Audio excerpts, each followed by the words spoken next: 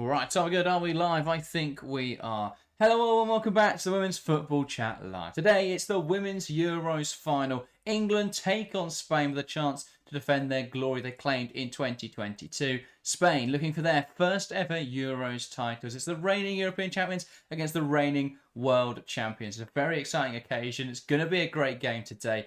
Personally, as England fans, we can't wait, Harry. How excited are you heading into this game? Excited, nervous. I don't really know what I'm feeling right now, but I'm getting on with it. This game has been set up perfectly, you feel, for these two sides to meet once again in a major international tournament final. And it's set up so nicely. It's going to be a brilliant game no matter who wins. And I just think that I love when you get to a final and it could go either way. You see some finals where there's a major favourite or you expect one side to take the crown. But when you've got two nations that are so close in quality, so, have already previously had some really close battles, whether it's been in the Nations League or been in a final before, it's one of those that just really could go either way. And I love that part of the final. From a fan's point of view, from an England point of view, it's a horrible feeling because you want to go into a final feeling very confident you're going to win. But from a neutral point of view, what a game this is going to be, because you can just sit back, relax, and enjoy what is going to be a brilliant match of football between the two best nations in the world right now. Yeah, I mean, that is controversial with the US. I'm sure there'll be some fans across the pond that disagree with your thoughts there, but absolutely, it's two huge titans, two sides who, despite England probably not playing incredible football across this Euros, I would still count them as the second best side in Europe right now. So I think this will be a really interesting matchup. Two sides who are very good in knockout competitions. It all comes together rather nicely, you feel. The two strongest domestic leagues in the world right now with some of the best players in the world. So it all sets up for what should be a real spectacle of a Spain side who have looked so dominant and so strong, but an England side that have always been able to find a way out of adversity. So that storyline, that narrative in today's game will be really, really interesting. I feel it's quite interesting because England fans, it's split between either England fans who just don't think there's any chance we win and England fans who are very confident we're going to win. And then with Spain fans, it feels it's just 100% absolute no chance they lose. So it should be really interesting. Yeah, 100%. As you say, I think that there is a bit of... It does feel like England fans have swung either way, and I think that there's a balance to be found there. Yes, Spain are an incredible team, and there is a realistic world in which Spain do win this European Championship final. Very realistic world. That is, a likely outcome. But there's also a world where England show their class, and as you say, I think it's two sides that treat tournaments so differently. Spain want to turn up, they want to smash everyone off the park and look unbeatable. And that can win you tournaments. It won them the World Cup. They turned up and smashed everybody. Happy days. England do it a different way. It's not doesn't look as convincing. It's not as, dominant. I mean, I know the Euros in 2022 was very dominating from England, but there were some results there where England had to just to get over the line, the quarter-final, the final, for example. So you've got an England side that turn up and manage just to somehow, and then even sometimes out of nothing, manage to find a way in knockout football versus a Spain side who'd like to turn up and just absolutely play everyone off the park. Both methods work. England's method worked in the Euros in 2022. They went on to win it. Spain's method worked at the World Cup in 2023. And it's going to be interesting to see who comes out on top today. It feels like it's set up really nicely. European champions versus world champions. It's the two sides everyone wanted to see in the final. As soon as the draw came out, we wanted to see these two sides put on opposite sides of the draw. So I think it's fitting that they meet once again in the final. Yeah, obviously, as you say, these sides have met at all of the most recent competitions. Yeah. They seem to keep meeting up, and it feels to be quite a common thing where we've seen England take on Spain, we've seen the English clubs take on Barcelona, and even Arsenal played Real Madrid as well going in this year, and Chelsea seems to play Real Madrid in every group stage. So it's such a common occurrence at the moment of the Spanish players playing against the English players.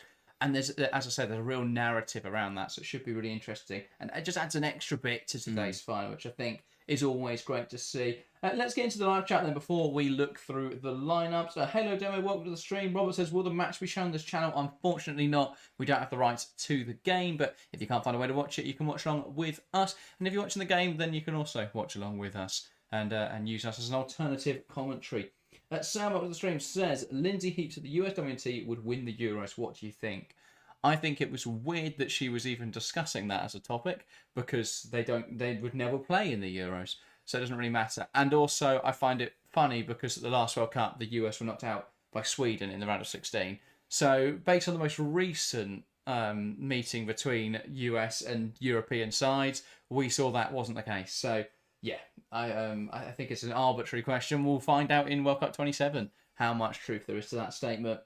But yeah, let's get into the lineups for today's game then, because there are some interesting selections, some interesting choices from both managers. Let's start then with England. England have chopped and changed. Well, firstly, we are in Basel, the St. Jacob Park in Switzerland, and we'll start with England. England have had a few tweaks in every game. I don't think they've kept the same consistent 11 throughout this tournament at all. There's been lots of different choices, and a lot of the fuss been made about who's coming off the bench. But broadly, the starting 11 remains fairly similar. In goal, it's Hannah Hampton, a back four of bronze, Captain Williamson, Carter and Greenwood.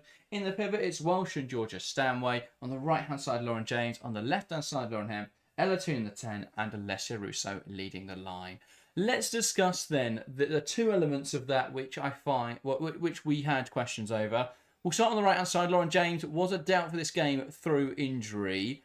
Her inclusion, does that concern you, Harry, as not only an England fan but as a Chelsea fan? Is she 100% fit? Is she being risked once again by England for the sake of the nation? Only time will tell, but I think you're spot on. Lauren James at her full fitness is a game changer and is a must start and is one of the best players in the world. But Lauren James at 80% isn't what you want in a European Championship final, so it's a really weird one. If she has been rushed in, if she's fully fit to play, by all means, she starts. She's the first name on the team sheet, phenomenal player, and could change this final. But if Lauren James isn't up to 100%, then I think that is a little bit of an oversight to start her, because playing a player who isn't fully fit in a Euros final could be a costly error, because it doesn't matter how good they are, if they're not ready to play, then they're not going to help you in this game. So I really hope that Wiegman's got this one right and Lauren James is fully fit to play. But, I mean, only time will tell. We'll find out in 30, 40 minutes' time whether Lauren James is 100% or not. But if she isn't, then that could really hamper England today. Absolutely. I think my issue with it is I completely understand if there is any chance Lauren James can start the game, I understand why Wiegman has to take that because she's such a talented player. She makes a difference in a game like this. But I think my problem with it is she's a player who struggled so much with injuries over the last few years, and it always seems to be because England have overplayed her or played her when she's injured. We saw it, I mean, even as recently as March, we saw, or April, she played in a game where she really shouldn't have and ended up getting injured again, and it put her as a doubt for this competition. So I feel like there should be more care there over a player who we know has struggled with injuries quite a lot. So that is my only frustration. I completely understand why you started, though. I think she is a phenomenal player, and if she can get on the ball and get in the right positions today, she will be the difference for England. But England haven't utilised her effectively at this tournament so far, so that's going to be a big change. And let's discuss the other contentious one then. Jess Carter coming back into the starting 11. Why may this be, Harry? Esme Morgan came in, did fairly well against Italy. You could say there was a little bit of fault for the goal, but there's a lot of players at fault for that one. Why does Carter come back in for this? There's pros and cons to this decision, and I think it could have gone either way, but Carter coming back in, not only do you have the experience of playing in a game like this or playing in against similar oppositions in Spain, I think that... Same opposition she played Spain in the World Cup final. Yeah, exactly that. So I think that it's one of those where Carter knows this kind of situation. She should deal with the pressure better than someone like Esme Morgan. And I think that Carter, although the pace may struggle, especially with the Spanish selection, actually, I think Spain's selection may have favoured slightly Jess Carter. But in terms of Carter, very physical, very good at defending and very good at stepping up and winning the ball back. And in a back three, that works really well because in a back three, Carter has the licence to jump up onto Spain and make that interception. Rather than sit off them and let them have the ball, once they get into the penalty area, England are going to want to step up onto Spain, and Jess Carter does that brilliantly. And because she's in a back three, she's got cover. So if she steps up and misses it, then there's not going to be a massive hole behind her because someone will be there. Because it's a back three, a back five really, someone will be there to cover. Obviously, she can't just go, running off and expect someone else to fill her position. That's not how that works. But if she does jump up, she's got that license to go forward and be aggressive, and That's the best way to play against Spain. So I think in terms of Jess Carter's physical presence and strength in terms of intercepting the ball, I think she's favoured today. As for Esme Morgan, I thought bringing her in for a semi-final was a little bit risky, saying that she's barely played for England. She handled that well, but this is a step up. This is an environment that she won't really particularly be familiar with in terms of playing this high level, this high pressure scenario. Again, she's a brilliant player. I'm sure she'll handle it pretty well, but I can understand why Jess Carter is favoured today. Yeah, 2 reasons I really like the Carter inclusion. One, the biggest issue for Carter against Sweden was defending large spaces and defending space in behind. That won't be a problem today. England are expected to play a lot deeper than they have in other games of this competition. So if there's space to be used in behind, I'll be very surprised at how that has happened. So that should be more helpful. The other thing is, if we go back to the Netherlands game where Jess Carter played at centre-back for the first time, when she moved to the central centre-back position, she was really good at stopping Viviana Miedema, being able to bring the ball down and bring others into play. She's very good at making that a physical battle. And that'll be really important today, because one way that Spain like to come forward is by playing a pass into Esther Gonzalez and then using her as a link-up player. So Gonzalez either gets into the penalty area, or oftentimes when they're high up the pitch, she gets into the penalty area, in which case I think Carter's a very decent box defender and can offer a bit of a challenge there. The other thing she likes to do is to drop a little bit deeper, which Carter should be given that license to go and chase after her and be able to go on her back and stop her from turning and bring other players in. So I think she's a really useful player for a game like today, where she will be able to do... I think Esther Gonzalez is the perfect player that Carter will like to play up against. The fact that they are teammates at club level, she'll have an understanding of Esther's game. I think it makes perfect sense to me in that regard. I would be worried about her pace, but I don't think Spain will be able to get in behind today, because England will likely drop a little bit deeper. And let's discuss formation, and then we will get to Spain, I promise, if there's any Spanish fans watching. I think a bit of a conversation this week whether England would resort to a 3-4-3 or a 3-5-2. Are you surprised to see England stick with the 4-3-3, or does that make sense to you? I think we're always going to see England stick with the 4. I think Wiedmann will come into this tournament playing a certain way and will want to keep it that way. I think that also sides that opt for a 3 against Spain, it very quickly turns into a 5, and then suddenly you just lack anything coming forwards because you've got too many players behind the ball. So as much as I think a 3 may have benefited England slightly defensively, I just think that England would have never got out. So I think going for a 4 is a little bit aggressive. It's less players behind the ball, and hopefully it will just see England have a few more forays forward, because if you play a 5, you can easily get bogged down against a side like Spain. Yeah, absolutely. What I will say as well, I do want to get to Spain, but to touch on one key aspect for England today, of course, with the substitutes, is England's strength in depth. For Spain today, I'd say you've got Claudia Pina. That's about it. People will quote Salma Paraluelo and names like that, but I don't think she has as much an impact today as someone like Pina. You look on that England bench, you've only got to look at the impact that Michelle Aguimang's had already this tournament, the impact that Chloe Kelly has had. That could be a really crucial point today. The fact that England do have those players on the bench then come in and have a big impact. New echoing the comments there, saying England has a deeper bench of game changers than Spain. We only have Pina, and Salma is low in confidence. Yeah, so that will be... but Pina's an excellent option to have off the bench, so that is huge for Spain. And that is the big decision that Spain have made. And let's discuss this Spain lineup then. 4-3-3 for Spain. In goal, it's Catalina Coll. A back four of Ivona Battier, captain Irene Paredes, Lea Alexandri, and Olga Carmona. In the middle of 3, it's Bonmati, Gallardo, and Alexia Putellas. On one side, Athenia. On the other side, Mariona Caldente. And leading the line, Esther Gonzalez. So the big decision, Claudia Pina dropping out of the starting 11. Does that make sense? Have you been underwhelmed by Pina at this tournament, or are you surprised to see her drop out? I think it's a crazy decision, to be completely honest. I think Athenia has looked pretty decent when she's come on, but Claudia Pina's had a decent tournament, and she's also an incredibly good player. Like, genuinely, Claudia Pina has the ability to win this game for Spain. And don't get me wrong, I think Athenia is good, but is she the level of Pina? No.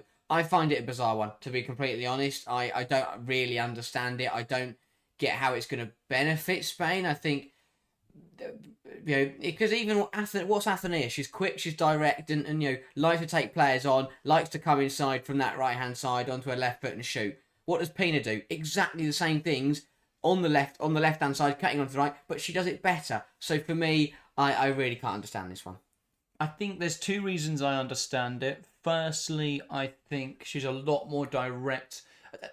I can see both sides of the argument. I think that Athene is a lot more direct. It was, to me, like England starting Chloe Kelly, because I think if we start Chloe Kelly, she doesn't have the same impact as she does when she comes off the bench. I think the same will be true for Athenia in today's game, where we'll struggle to see. I think we'll see her struggle to have an impact early on, and actually, though, Pina will be huge off the bench. So that's one aspect. Pina will be massive coming off the bench. The other one is that Spain will be well aware of how they beat England in 2023. And that was Olga Carmona overlapping on the left-hand side. Now, that only happens if Caldente drifts inside and allows Carmona to overlap and exploit the space that Lucy Bronze will inevitably, at some point today, leave in behind. So I understand it from that regard. Getting Olga Carmona higher, who is, the bronze of the Spain team, that is, I feel like that side is where all of the weakness lies for both teams. If Bronze gets too high, then Carmona can exploit the space left in behind her. But if Carmona gets too high, Bronze can exploit that space left behind Carmona. So that battle is going to be key today for both sides, because that is a huge point of weakness, I think, in both teams' defences. Both good players, but both have a tendency to get caught too high. And so I think that could be a really interesting battle down that far side. Yeah, 100%. I think England's benefit will be that they'll be deeper. So if Bronze does get caught too high, she shouldn't be as far up as Carmona will be. And yeah, I do get that. And I think it again, as you say, it's a really weird one, because I look at the way that Pina sat Jess Carter and Lucy Bronze down before scoring the winner earlier on in the Nations League this year, in Spain. Where England took the lead for a bit of a fortunate goal, Spain turned it around because Claudia Pina came on, completely changed the game. And obviously, yes, that she did all that brilliance from the bench, but for me, she can do that from minute one. She can cause Jess Carter, she can cause Lucy Bronze problems from minute one. So I think it's a strange one. Athenia might prove me wrong, and as you say, if we see Caldente cut inside and Carmona score after 10 minutes, and it's going to pay off to be the right decision. Again, though, if England are playing deeper today, they are looking to sit quite deep in their system and then look to break, it's going to be more difficult for Pina to do what she does best, operating in those pockets and be able to find space and dragging players out of position. When she comes on, when England defenders are physically and, more importantly, mentally tired, that's when gaps start to open up that can be exploited. That's when Pina can find space, and that's when she can do her best work. So I see both sides of that. She's an excellent footballer, so surely you want your best 11 starting from the off. But I think it's a very similar argument with Chloe Kelly of why Chloe Kelly doesn't start for England, because she does her best work from the bench and probably isn't a starter quality anyway. But she's been excellent this tournament. So potentially this is going to be the kind of game that's 0-0, and it depends on who's going to jump first, Wiegman or Tomei, who's going to bring their star player off the bench first. But it's going to be really interesting today. Can Spain break down the English low block will be the biggest question, I think, to start the game. And then as we progress through it, if they haven't broke through, can England start to offer a bit of a counter threat? Are Spain able to defend transitions a bit better than they have throughout this tournament? Because I think that's been the one weakness in an otherwise impenetrable Spain team. Yeah, 100%. I think this final will follow a very similar pattern to Spain's semi-final versus Germany. England, for the first 30 minutes, 45 minutes, will look to just make sure they're still in the game. England's plan will just be to sit a little bit deeper, hold on, and make sure you're still in the fight come the second half. And then, if it is still 0-0 or a very tight game at half-time, England will then start to grow into the game and try and play their own football. And for me, I think that's the best way you can play against Spain. Look at Germany. Yeah, 100%. Germany held Spain for 45 minutes, and then based off merit in the second half, should have won that game. They're very unlucky not to score in that second 45. And ultimately, if it wasn't for a moment of brilliance from Aitana Bonmati, that would have been a victory for Germany. So, or at least gone to penalties, where we would expect Germany to win. So I think as good as Spain have been throughout this tournament, we saw in that semi-final that there is an opportunity to beat them if you get it right. Yeah, 100%. It's that kind of game where, for me, one side could be better in one half, the other team be better in the second half, and then the game is going to be decided by, as you say, a moment of magic. It's the kind of game where it is so close in quality. A moment of brilliance from one of the star players on this pitch could just win this football match. And that's the thing. Spain, you've got your Bonmati, you've got your Putellas, who can just change this game in an instant.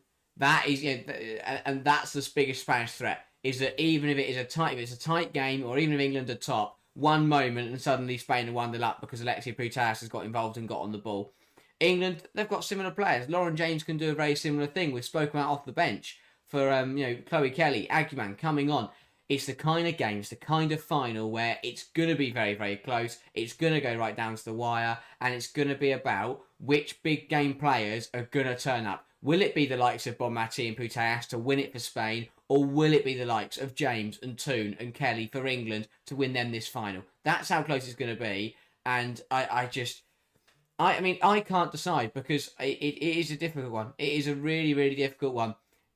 But yeah, it's a game that can be won and lost in an instant. And I think that was exactly what we saw with Germany and Spain semi-final. Spain were, for 45 minutes, it looked like they were just going to inevitably score and win the semi-final. Germany came out in the second half. They had different ideas and made it a very competitive game. And then we went into extra time, and it was pretty much guesswork at that point. You didn't know who was going to win. It was going to come down to one incredible moment, and that's exactly what happened. And I think again tonight it's the kind of game where Spain will probably start fast. They will probably get on top early. It's just about how England hang in there, which will impact how the rest of the game is played out. Yeah, sorry, I was just enjoying the incredibly colourful, if a little bit cheap, closing ceremony here. I feel like the investment in all of the ceremonies has been cheap, but yeah, very colourful end to what has been a fantastic last 4 weeks, I think it is now, since we started this tournament on the 2nd of July. Incredible tournament. I want to know who was tasked with blowing all of those inflatable batons up, because that must have taken a while. I don't know where you get so many inflatable batons. That is the cutting edge analysis we should have on hand here. I apologise that we haven't prepared that, but it is quite the number of batons in Switzerland. Whoever manufactures them out there is turning a huge profit. Yes. But this is going to be an interesting game. I think for England, as we've mentioned, it's about holding on as long as possible, really, and looking what they can offer on the counter-attack. I think if they try and play too aggressive from the off, then Spain will be able to use that space too effectively. But England can't show them too much respect today. They've got to be firm in the tackle. They've got to be careful because referees do love Spain, but Stephanie Frappart's a very good official, so I don't think the referees should be a problem today like it has been throughout the tournament. So, yeah, England have got to be combative but not overstep the line. They've got to do well to try and draw fouls from Spain, because Spain are very good at committing fouls and making it look like they haven't. So England have got to do their best to do it the other way. Yeah, part and parcel of knockout football is being smart across the 90 minutes. And that's exactly what you're saying there. England have to be smart about it. Don't go and pick up a stupid yellow card in the first 10 minutes, because if you've got someone like Lucy Bronze on a yellow for 80 minutes, that is a walking red card in a final. And that's the thing. You've got to be smart about it. England have got to find that right balance. Yes, be assertive. Yes, be aggressive and look to step onto Spain. But don't just smash into somebody, really clumsily. Be smart about it. And I think that, especially in the early stages, it's about that mental capacity, and they'll be feeling it now as they line up in the tunnel, and they'll be going through the motions now, because those first 5-10 minutes of a European final are absolutely massive. They can dictate this game so much, so it's up to both sides to get into that zone and start calmly, because if you come out and you're rushing about and you're panicking and you just you smash into somebody, get a yellow card, give away a stupid free kick, and you get caught on the ball a couple of times, that's going to really put you in a difficult position to carry on in this final. So it's just about, obviously, two experienced teams who have both been in this situation many times. They will both sides will be finding a way to deal with the pressure and going through the motions is exactly what they're doing now.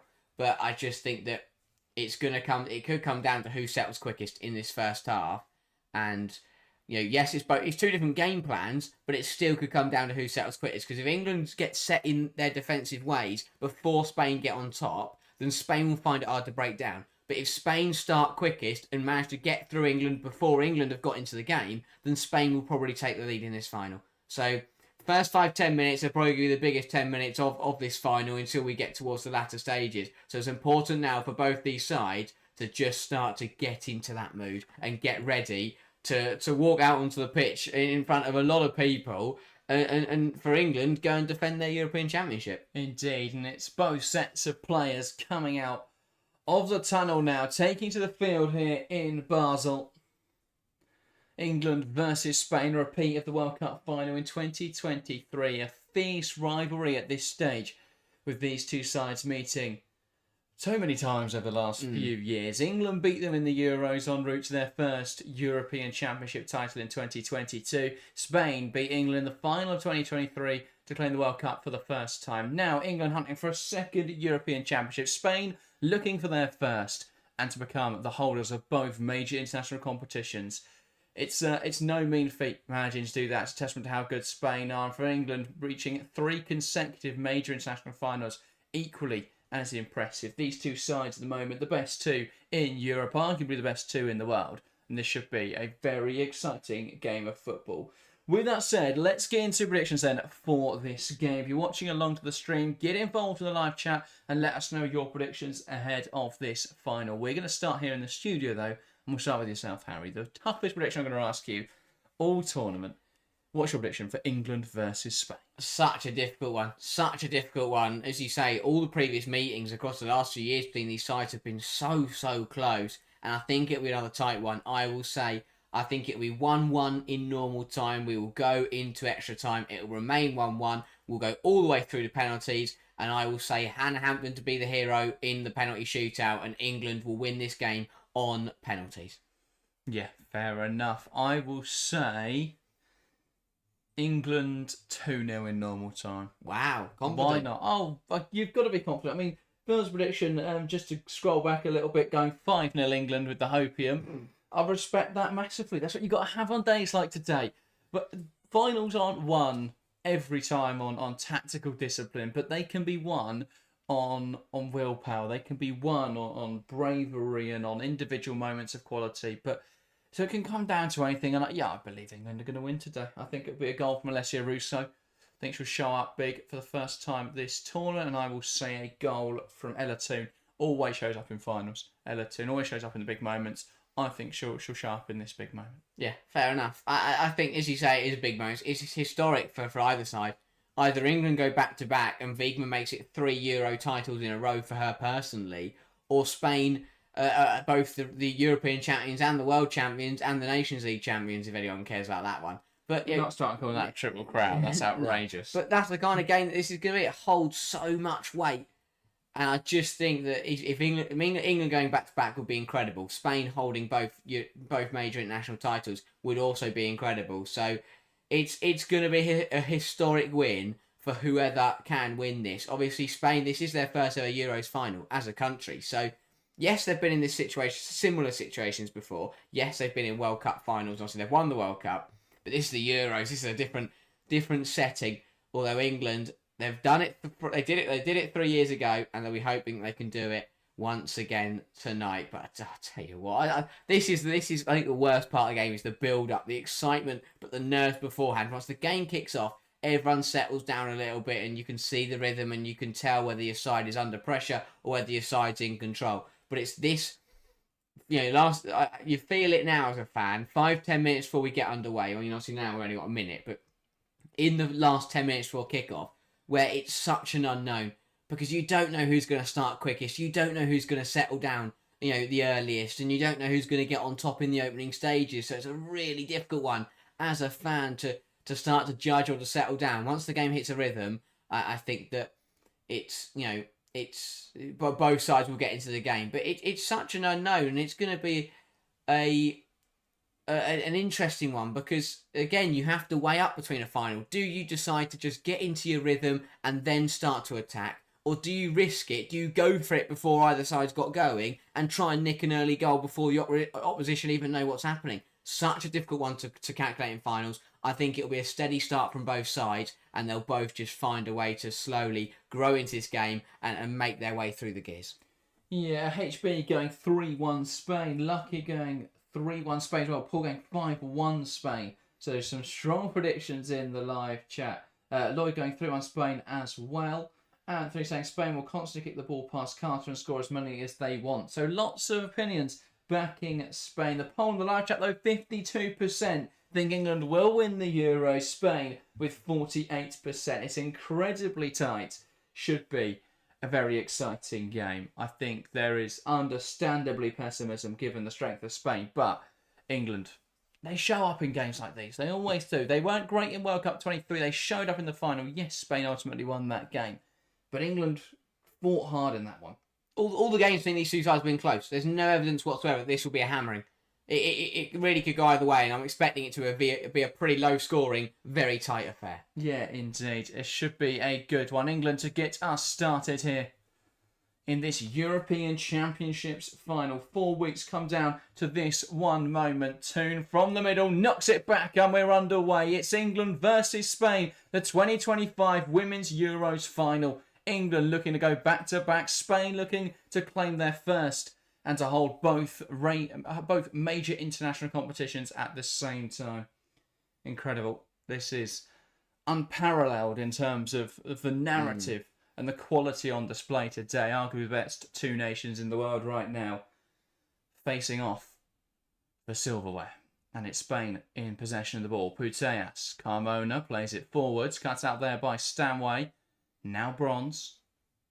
And England already showing they are going to be cautious in possession. There is a forward pass on for Stanway. She opts to go backwards and retain the ball rather than playing that risky pass. Williamson. Now Hampton, already England hounded by Spain's press. Hampton looking to execute a ball out to the left-hand side. And it's James on the left to start, Hemp on the right. So perhaps they're favouring the fact that James can cut inside and be dangerous on that left-hand side.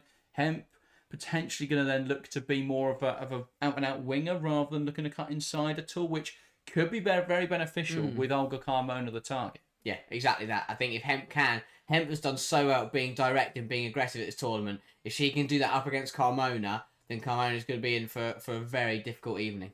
However, there won't be any width from the left-hand side, so I can very much tell you that. Yes. James loves to cut inside, and Alex Greenwood isn't exactly an overlapping left back, so should be, a lot.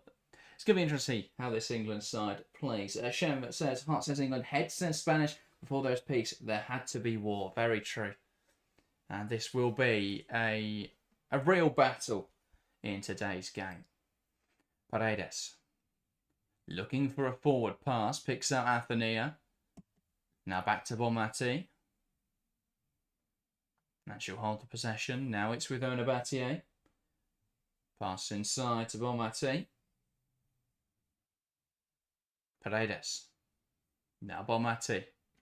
Tries a forward pass. Rousseau delays as it goes back to Paredes,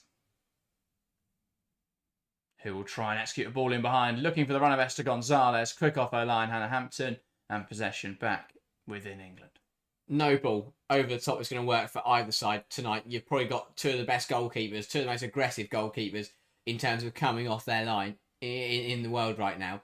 Hampton and Cole will be very sharp to make sure that ball over the top cannot be executed. Well, it depends with England, because if Spain are high up in their half and England manage to play a ball behind like this, where Russo now bursting in behind, a chance now for England. Options in the centre if she can pick one out. Could shoot. Saved by Cole. Falls for James. Dealt with by Battier. And then an aggressive manoeuvre from Stanway to win the ball back. We'll knock it back to Walsh. Has Russo got to look up and square that there? 100% has to square that. Still in England's possession, Stanway. Greenwood. Now down the line into Toon. Back to Stanway. Looks to play a ball in behind. Looking for Russo. Cut out by Paredes. Great pressure from England. Spain play out of it well. And now they have an overload on the left-hand side. Putellas breaking away. Knocks it wide into Olga Carmona, who wants to execute the ball in behind. Holds it. Delays. Now into Putellas. Options left and right. Pings it in behind. And that's overhit by Alexia Putellas. Russo with a great chance. Has she got to be less selfish there? Potentially she's got to square it. She has got options, but to be fair, I think the fact that she didn't delay for me was the big thing. In this kind of game, she was direct. She was head down, under around the goal. It's a shot on target in the early stages. I'm not sure what Lauren James does. And to be honest, I don't mind it. Getting a shot on target in the early stages, forcing Catalina Cole into a save, who parries it into a dangerous area. And James and Battier both sort of... They played each other rather than the ball. James expected Battier to kick it there, so she tried to get out of the way so that it wouldn't end up being a goal kick. But I think James has just got to go in with conviction there, and if you block it, you block it, but if you get there first, you potentially put England one up. But really good centre-forward play from Russo. Probably should have squared it, but I don't mind. I think the conviction behind the effort was what impressed me there in this kind of game. Get the head down, get in behind, and just rifle one at the goalkeeper. Yeah, definitely. I think has to look across, but yeah, I don't mind her getting a shot away 3 minutes in. If she smashed it over the bar, then 100% she'd have cut it back. Yeah, but she did well. She got still over the ball. forces Cole to push it into a dangerous area. James and Battier both played a game of chicken almost, where neither of them committed for it. Battier just managing to get it out, but England showing they can play balls in behind Spain today. They can keep setting up situations like that where they can operate, where they can execute those balls in behind. There is space behind that Spanish backline to exploit. Yeah, it's like I listened to my point and thought, let's prove him wrong. Alexandri, a half-hearted clearance, drops to the edge of the box. And Spain now will look to play out Athenia. Ball down the line, and that will be swept up well by Jess Carter. That's something. If England can get Spain, and this is what I've said about what the other side's on Spain, the best way sometimes to play against Spain is to get the ball up the other end, because you take pressure off yourselves, but also it means that when Spain do win it back, they're in their own half. The biggest problem sides face against Spain is when they lose the ball in and around their own penalty area, and Spain, they win it back so high they're practically in the goal already. But if you get the ball up the pitch, even if you lose the ball then, Spain can't transition on you if they're in their own penalty area. Well, even so, Spain's transitional threat is lacking. You look at their front three today. Esther Gonzalez, a brilliant player, but she's not the fastest. And the same is true for both the wingers. Mariona Caldente, definitely not a player known for her pace, and Athenia, very similarly, a player who isn't the quickest player. So that's definitely something that England can rely upon today, knowing that there's not as much transitional threat from Spain. They're still very dangerous, don't get me wrong, coming forwards, but they don't break incredibly quickly. Yeah. They like to dominate the ball rather than exploit having overloads. Which is fine at the end of the day, because they're playing to their own strengths rather than to England's weaknesses. But if I was the opposition manager against England and I'd watched how they struggled so much against France and Sweden, I'd have just gone, let's transition on them. Let's get them turn their own goal and see how they handle that. Like Claudia Pina were brilliant today for that transitional threat. So yeah. But I get the Spain, obviously they want to come into the final and play their own football rather than worry about what England will do or won't do. But yeah, it's their brand of football. But I think sometimes when England's weak, you can see it's not even like it's a small weakness for England. It's a massive problem. France and Sweden ripped England apart in transition. So when I see that, if I'm the opposition, I would just try and transition every single time. But obviously Spain, very possession-based football, they're not going to look to try and transition England today. Caldente forced backwards there. Bronze is doing well to put pressure on Mariona Caldente, and the ball played, looking to go in behind Bronze. Bronze heading out of play, just making sure that is safely out. Probably could have seen it out, but taking the safer option early on. Williamson heading the ball out of play. Paredes tries to keep this attack alive. Now Putellas trying to fashion opportunity. And that is smashed clear, well clear by Georgia Stout. I think England's backline is suited, especially Williamson and Carter, is very suited to defending against Spain in terms of the way that they step up and like to be aggressive on opponents. We saw how Williamson stepping up cost England the goal against Italy. But in this kind of game, I think Williamson stepping up will benefit England because it's aggressive. It gets onto Spain. Spain want to work it tight around the penalty area, but if your centre half is stepping up onto them, then they can't do that. Yeah. Stanway, lovely turn out. Walsh looking to execute that ball in behind. Again, though, not quite able to find Alessia Russo. And that's back now with Catalina Cole. A good question raised as well by Phil, saying it looks like Jones didn't want to go in for the 50-50. Perhaps not as fit as we'd hoped. Yeah. Potentially. And that could be a small point of concern. Ball down the line now, looking for Olga Carmona. Spain coming down the left into the box. Gonzalez gets it under her control. Big save from Anna Hampton to push it wide. And England there, wondering when the flag was going to come, and it never does. No. Has Esther timed this well? We'll have a look here. Yeah, No, no, it's a tight one. It's tight. For me, her boot is just ahead of Jess Carter. Well, that is not really given in real time. That is, if the goal had gone in, VAR would overturn it. That is not really given in real time. But again, we called it in the pre-match. Olga Carmona, ball over the top. Lucy Bronze too hard at the pitch, and Spain nearly take advantage of it. Yeah, the ball in though, not quite as advantageous. It was written in the stars that's going to happen, and it's only taken 9 minutes. You just can't make it up. Cold. Now Onavatier, Paredes. And Spain here will just slow things down to allow themselves to get back into shape. Alexandri. Alexandri's a player I would press aggressively every time today. She's always a player that's got a mistake in her for me. We saw it this season with City. That's what Lauren Hemp's doing, because she's seen it as her teammate. She's seen it go punished so many times. Above the stream, Najee, Spain coming forwards down the left-hand side. Carmona across the box. Esther Gonzalez. And that's well wide in the end. But Spain continuing to threaten. Again, Spain know where the England problems are. Lucy Bronze. Once again, Carmona overlaps her. Gets into the space in behind. And finds the cutback. Gonzalez, though, chipping that one past the post. But it can't go on like this. England cannot keep letting Carmona cross the ball into Gonzalez, because Gonzalez will score at some point today. If only Mick McCarthy was here, he would let you know that it can. Here comes Spain. Carmona. Back to Caldente. Gallardo just about getting that under her control. Ball lumped forwards, looking for Athenia. Overhit though. I think importantly for both sides, they have both settled, which is really good in terms of the competitiveness of this final, because this game could have easily been decided by one side just starting better and getting an early goal. But both sides have settled down. It's been a pretty even start, and now we'll start to see both sides just starting to get into their rhythm. Spain, though, look to just be a little bit brass. They're playing very differently. England aren't looking to come forwards as often, but Spain are looking to really start to find that ball to Carmona, quite often. Flip on from Bronze, looking there for Toon. Great pressure. England now with Hemp and Toon. Can they work it between them? Hemp has to shift it out to the left-hand side. It's just too late from Lauren Hemp. And the flag goes up on James. That's got to be more decisive there. And Hemp has to realise that she's taken too long, then just has to shoot. Yeah. Ball wasn't on. Look, if she tried, she always wanted to play it to James, but the ball wasn't on for the majority of that move. And if it's not on, you've then just got to decide that's not an option. Instead, she tries to force it to James and ends up giving it away. But that was an opportunity for England, and they didn't even get a shot out of it. Yeah, for me, Hemp's just got to go for goal there. Yeah. That's the one thing Catalina Cole isn't expecting. She's good enough to shoot there, Lauren Hemp. Yeah, exactly that. If the ball's on for James, 100% play it. But if the ball wasn't on, it wasn't on then she's just got to hit it. Yeah, pass forwards looking for Gonzalez. Bonmati poking it through for Athenia, trying to squeeze a shot away. It's a cluster of bodies in front of her and they block it. Back to Athenia.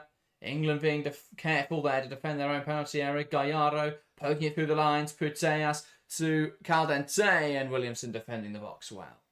Someone's got to pick up Caldente if she's going to invert into midfield, because neither Toon or Stanway are doing it at the moment, and that is a free player every time. She's making things tick for the moment for Spain. Just drifting inside, and Toon and Stanway are ball watching.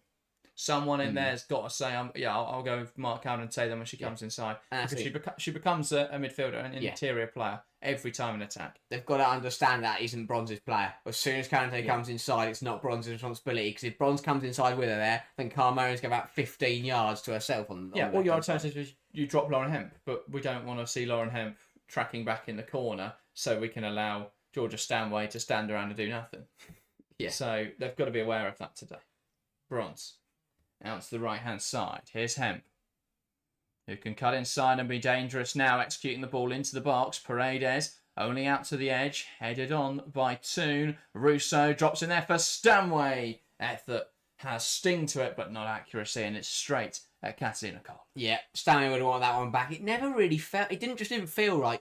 The way the ball spilled out... Too easy here. It just felt like it was too on top of her. The ball was, she was running onto it sideways rather than running onto it, straight on, which I think made it difficult to drive any power behind it. But another shot on target for England. It's another positive move.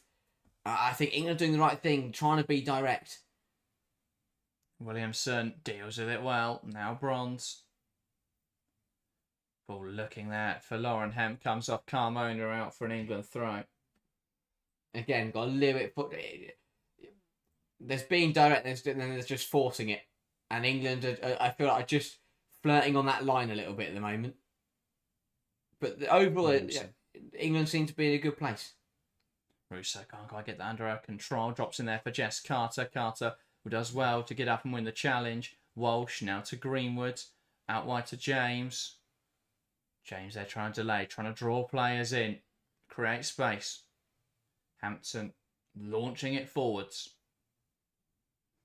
And Paredes, again, just heading it straight up in the air. And Gallardo commits quite a blatant foul. Frappart, let's play continue. Bonmati tries to play that in behind.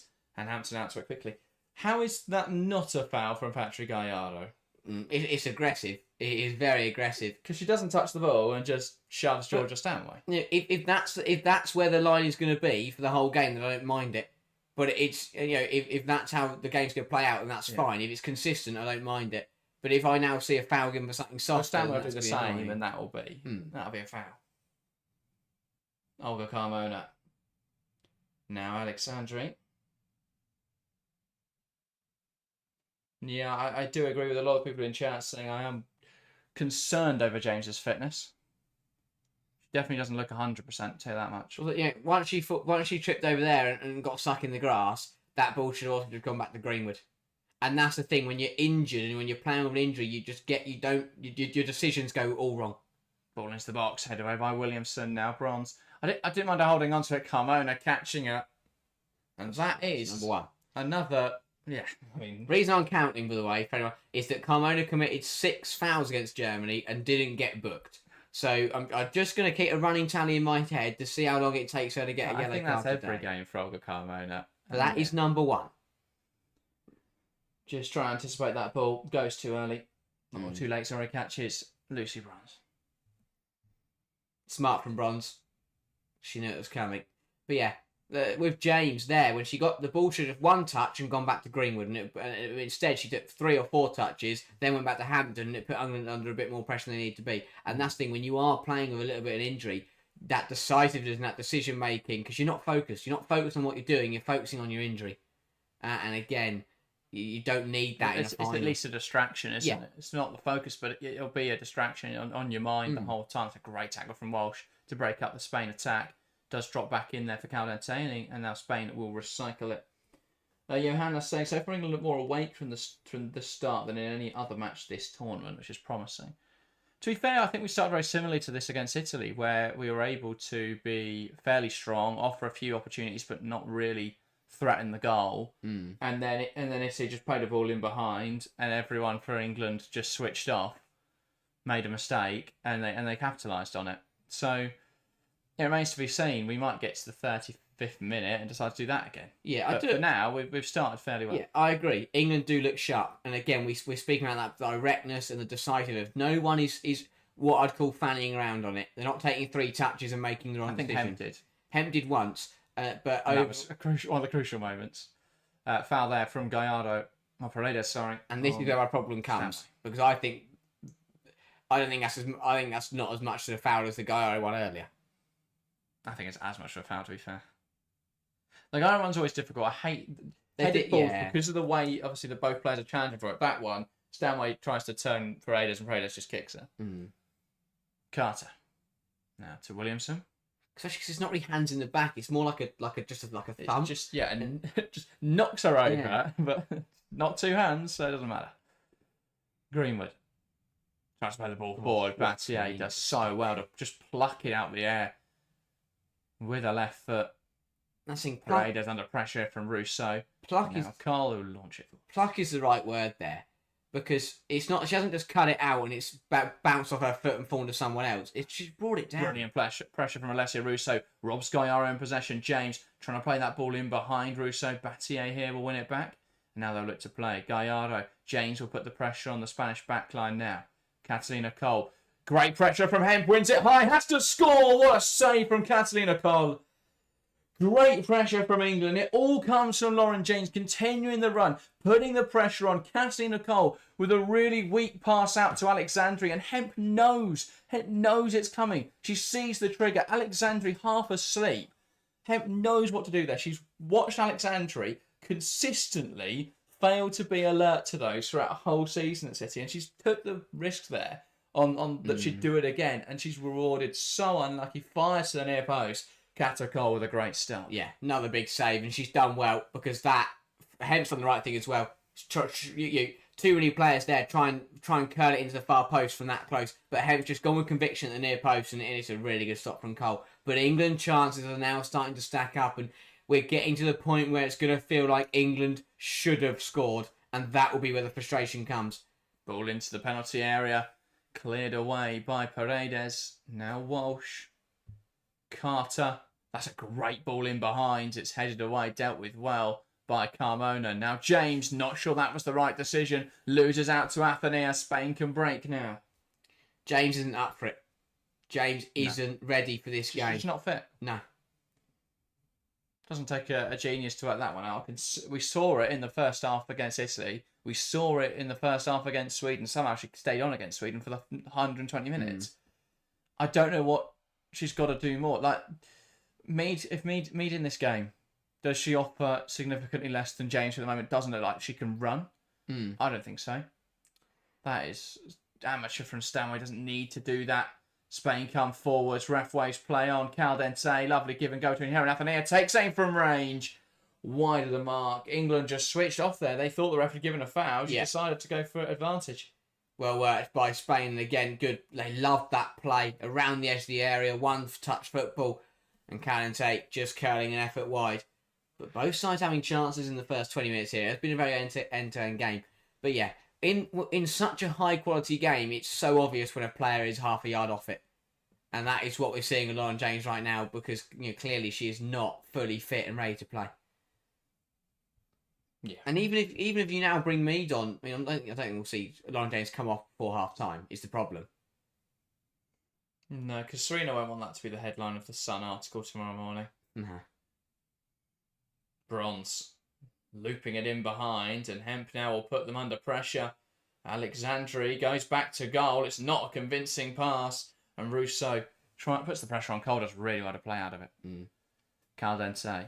Carmona tries to go direct. Williamson will just take the sting out of that ball. Toon, lovely touch into Bronze. Bronze will try and go direct again in behind. Not sure who she's looking for that time, but it doesn't come off. Spain will be so happy that Cassie Nicole was back fit for the knockouts. Because my word, in the semi-finals... ridiculous stop. In the semi-finals and already today, she's proven how good she is. Just some massive saves. It's not even... Because I don't think her shot stopping is incredible with her hands. It's with her feet. She is the best goalkeeper in the world with her feet. Yeah. The way that she is able to just read where it's going to go and get that important intervention in. I don't think she's a bad shot stopper at all, but she's not as good as she is with her feet. Cleared away well by Williamson. Already Spain seeing that they can go a little bit more direct, similar to Germany, try and exploit England that way. Bomati. Now Battier. Pass forwards. And James will see it out. Really smart stuff from Lauren James, but she does not look anywhere near 100%. But also, the one thing I love about Lauren James is how physical and combative she is as a winger. I think it's a massive tool in her arsenal, but she can't do that today when she's not fully fit because she doesn't want to challenge. She doesn't want to be combative because she doesn't want to risk, further injuring herself. Just feels like it just feels like I get she's a big game player and if she does pick the ball up today and score a magnificent goal, that'll prove why she started. But I don't see that happening while she's on the pitch. Hampton plays it forwards, header one by Gallardo. Carter tries to go direct. Now Paredes. Battier. I think LJ's been as injured throughout this tournament, though. And then you add in the fact that she'll be fatigued from playing consistent 120 minutes or 90 minutes. It's no surprise that she now looks the way, in the condition she does. Now Spain in possession. Bonmati. she excelled against opponents that were playing at a much lower intensity. The game was slower, and then she could just sort of walk around and dominate. But in the games where she's got to run, where the intensity's high, she's going to struggle because she's not fit. Battier in towards the box. Chance for Spain. Goal for Spain. Too easy down the right-hand side. Lovely combination. Battier hooks it in, and Caldente heads home. England's left-hand side. It just looked too sluggish there. And that's England 0, Spain 1. It's the same way that Italy found their goal down the England left-hand side. And it's just a bit messy, is what it was. And it all comes because Stanway tries to play the mind games, tries to kick the ball into Bonmati and then win a throw-in. But instead she kicks it into her and the ball just stays on. See, as she kicks it into her and Spain can't away with it. Just wrong decision, and then England caught out. No one picks up Athenia. And then Stanway's jogging. Yeah. Stanway can see Battier bursting towards the ball, and she just jogs. I cannot understand that. So poor. No one tracks around of Battier, and then I'm not sure what Lucy Bronze is doing at the back post. But Mariona Caldente able to come onto the ball. Bronze behind her, and that is Spain leading this game. No, Spain won. Such a good ball in from Ona Battier, and the blindside run from Caldente pays off. Been a competitive game. Stanway, now Hemp. England looking to reply immediately. Ball into the box. Headed away. Shot from range from Walsh. Just wide. She's got to start putting those ones on the target. Again, it's both sides have had chances in the first 25 minutes. It's Spain that have taken theirs, and England haven't. And that's what it's come down to in the first 25. But it's very important now for England to just keep themselves in the game. Hits it. Kira Walsh. She wants to strike a cross goal, but just ends up mishitting it. Paredes, Bonmati, Gallardo, Bonmati. Now Spain moving the ball with a lot more zip and confidence. Plays it forward, headed on by Caldente. Not enough on it, but they'll compensate well. Here's Carmona. Ball played in behind, looking for the run of Caldente, but she's never going to get to that one. Yeah, England just got to be careful because pressing Spain when they're not, is okay. And obviously we've seen that nearly pay off a couple of times. But if you press them at this point, then the way they're moving the ball, you're just not going to keep up. That's a great header from Caldente. Pinpoint into the top right corner. Great ball in from back. Well, that's the thing. When you get a ball in like that from Battier, it would be rude to not find the top corner with the header. Such a good dink. Two players, Williamson and Carter, both got caught up defending against Gonzalez. And Caldente just runs in between the gap, which was, in between Carter and Williamson and Bronze. Yeah, but it's been a close game, and I think England have got to remember that, but also not allow Spain to get into their rhythm now. Do not let them settle.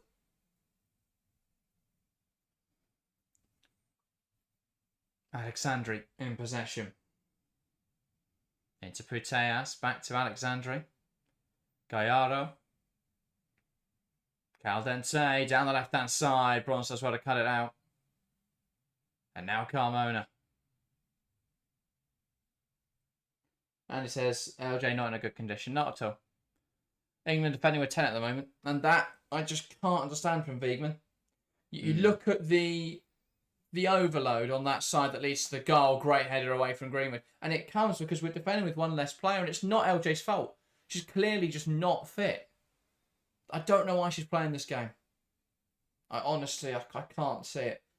Because before the game, you say, even if she's 70%, then that's fine. But she doesn't even look 70%. And Wiegman knew she wasn't fit enough to start this game. Yeah. That's what I don't understand. Rapid goalpost, welcome to the strangest. Bronze has been shocking all tournament. Bronze has been shocking since 2023. Has she not? No, it's the inconsistency. Because we've seen some brilliant games from Bronze defensively. But again, today, she's decided just to not defend. Well, she's just the wrong side of Mariona Caldente. That's basics. She doesn't anticipate a cross into the box. I can't understand how you don't. Ona Battier is running with the ball into the penalty area on the right-hand side. the only thing that's going to happen in there is a cross into the box. And Bronze reacts a day late, and Barry and Acala stays practically unmarked. Other than that, Bronze hasn't done too much wrong, but that's such a key part of the goal. I put more of the blame, though, on the left-hand side of the defence, which is just way too easy to play through. Stanway tries to do something stupid. I think Stanway's had a genuinely awful tournament. Don't think she's had much of a positive contribution. The problem is for England, who else plays in there? Yeah. It's the only area where there is absolutely no other options. I don't think you could play Grace Clinton in that deeper role. I think you'd have more problems than you solve. But such a weak area for England at the moment is that rotation in midfield. Yeah. If not, I don't think Georgia Stanway will be anywhere near starting based on how she's played at this tournament. But she's played every game. It's Puteas, well blocked by Leah Williamson. She had a really good game. Great box defending at the moment from Williamson. Couldn't do anything about that first goal. Great hold up from Rousseau. Wanted to execute that ball in behind. Battier does a really good job, though, of dragging her down. And she'll get away with that. Well, Frappart does want a conversation here. But yeah, I think there's got to be a conversation about a yellow here. Battier. It's got to be close because Rousseau wants to play us in behind and Battier drags her down. Yeah. I think it's important to note the first half an hour, England haven't done too much wrong. It's exactly what we said about this final. It was going to be a close game that came down to certain moments. Walsh looking for the ball in behind.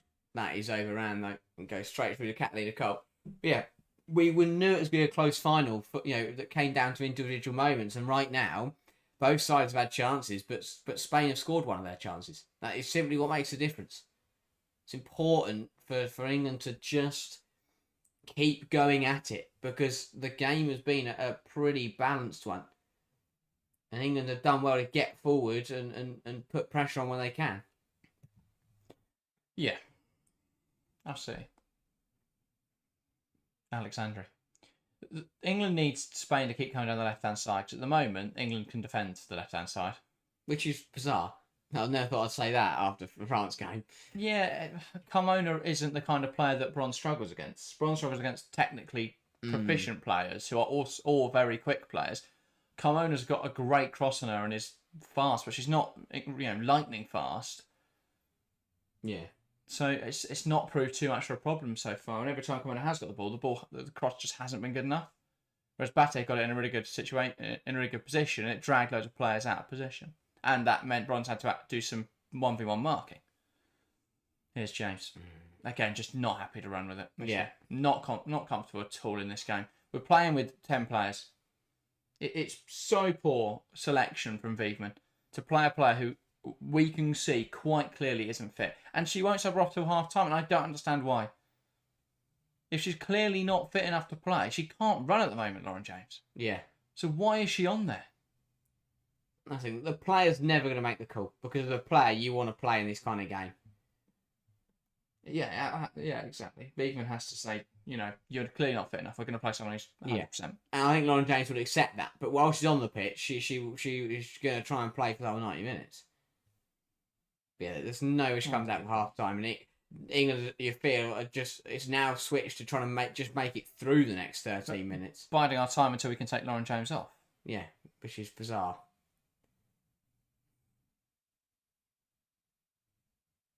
In possession at the moment. Puteas. Now Battier. Bonmati. Puteas will clip one into the box. Carter deals well. Carter's had a good game as well. Again, can't put any of the fault on the goals for her. I think she's defended Gonzalez very well. We've not seen Esther at all this game, so she's done her job perfectly. Yeah, again, I don't think anyone in an England shirt has done anything terribly wrong or had a bad game. I think it's been a decent performance. And it's been a performance with chances as well for England, which I think is the key thing. Because some teams have walked off the pitch against Spain and barely had a shot, but England have already had 2 or 3 on target. Battier. Now Athenia wants to get a shot away. Really good defending from Greenwood. Athenia again now. Picks up the ball, runs at Alex Greenwood. Ball across the box, well blocked by Jess Carter. Really important intervention. Now James will launch it forwards, looking for Toon. Well cut out, good anticipation from Alexandre. I've never seen Lauren James, though, resort to having to suspend it long because she physically just can't run or take players on. It's stupid. I just can't understand the thinking. I just can't understand it. At the moment, Toon's playing more of a left winger and James is a left back because she can't get forwards. Does really well to see out Battier there. Yeah. Smart play from Lauren James. But we're basically playing at the moment with a 5-back because James doesn't want to get forwards because she knows she can't recover. Yeah. She's not fit to play this game. I'm going to go blue in the face talking about this because it's just the most obvious thing.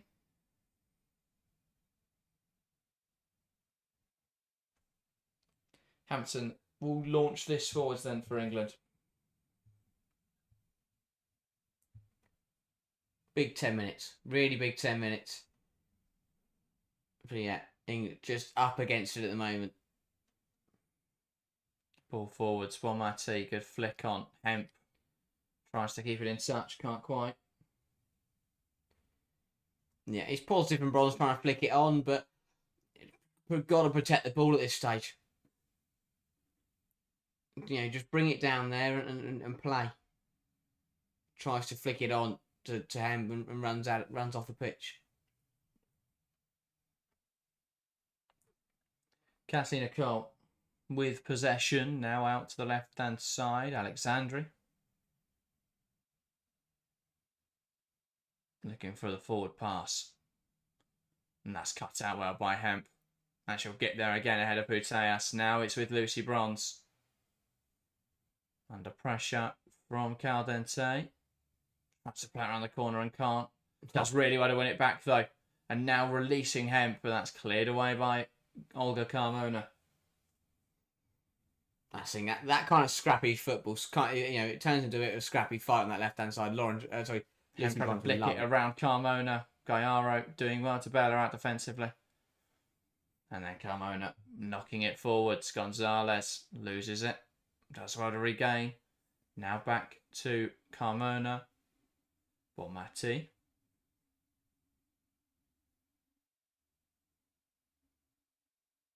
Here it comes Paredes. Now Battier. Ball down the line. Bonmati. Back to Battier.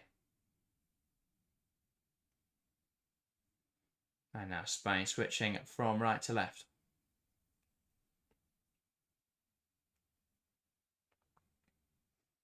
Here's Olga Carmona. Yeah, I think the half time's got to be Mead for James. Yeah. And then they'll presumably then swap Hemp and Mead. Oh yeah, I don't mind that at all. Nothing that it's not like that's the frustrating thing. It's not like England didn't have options. There's plenty of there's plenty of solutions. Instead, we're just watching them get overloaded constantly. Here's Battier. Knocks it back to Paredes. Alexandri. Out now to Mariona Caldente, who's got acres to work in. Ball in, headed away by Williamson. We'll drop in there to Caldente. Good pressure from him. Now back out wide to Carmona. Caldente. Puteas exchanging passes into Aitana Bonmati. Across to Carmona. Great header away from Lucy Bronze. Puteas.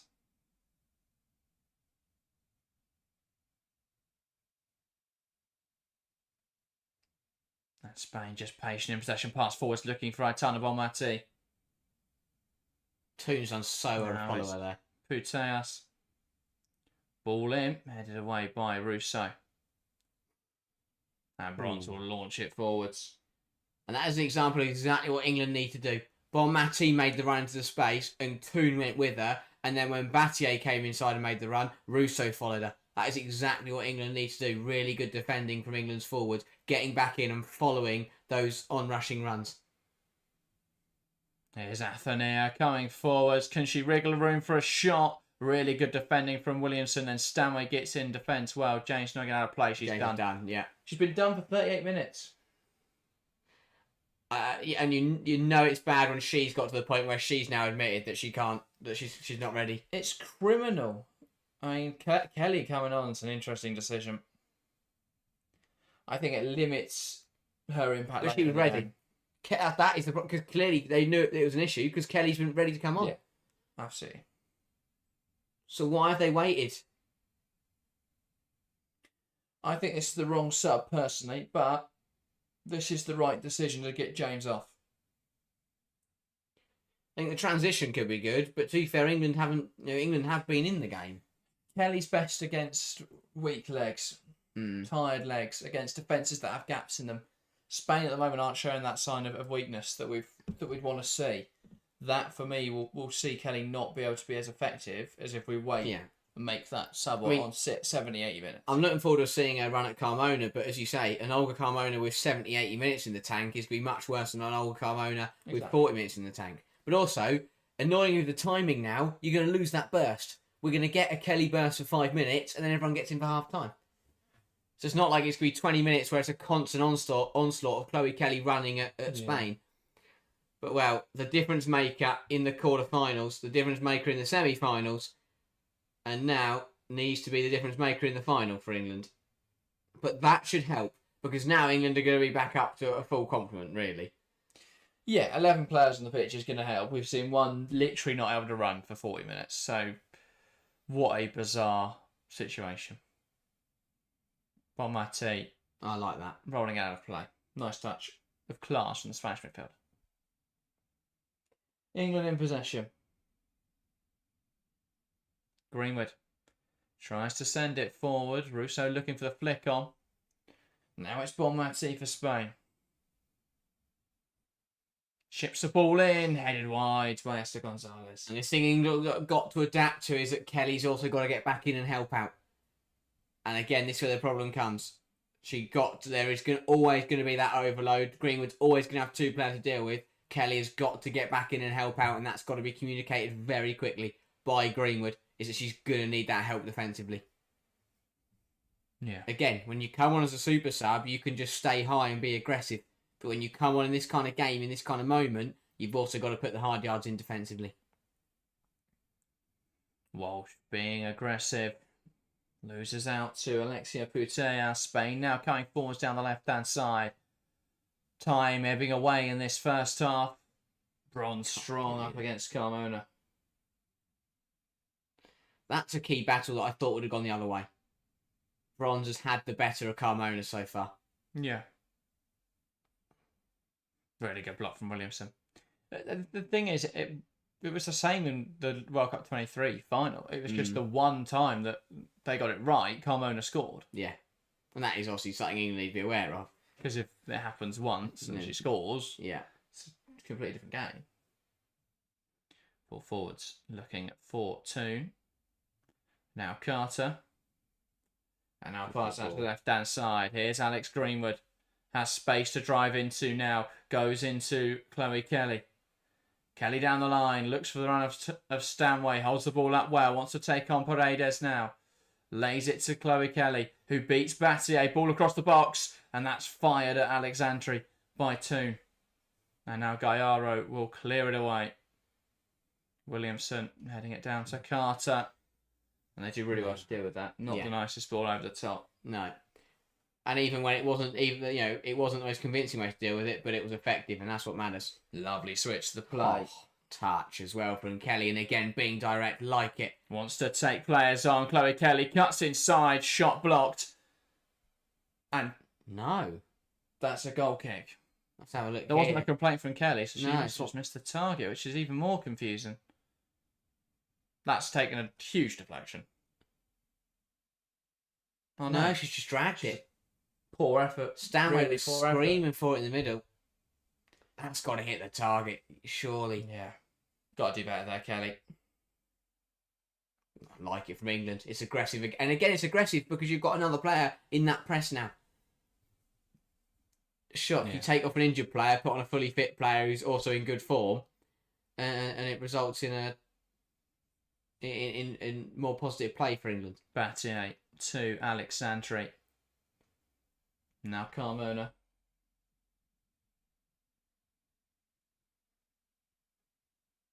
And these games as well, where players like Toon really, they don't shine, but obviously she can shine. But in terms of the work off the ball from Toon right now is incredible. The yard she is covering is absolutely brilliant. Same for Lauren Hemp, and Lauren Hemp's been all tournament. Their distance covered must be incredibly high. Yeah.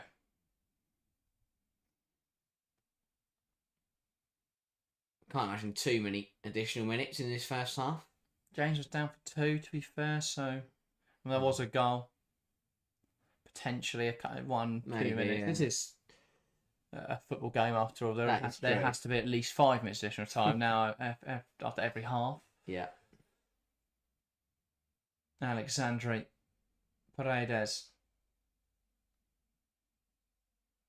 Now Gallardo. Alexandre. Here's Paredes.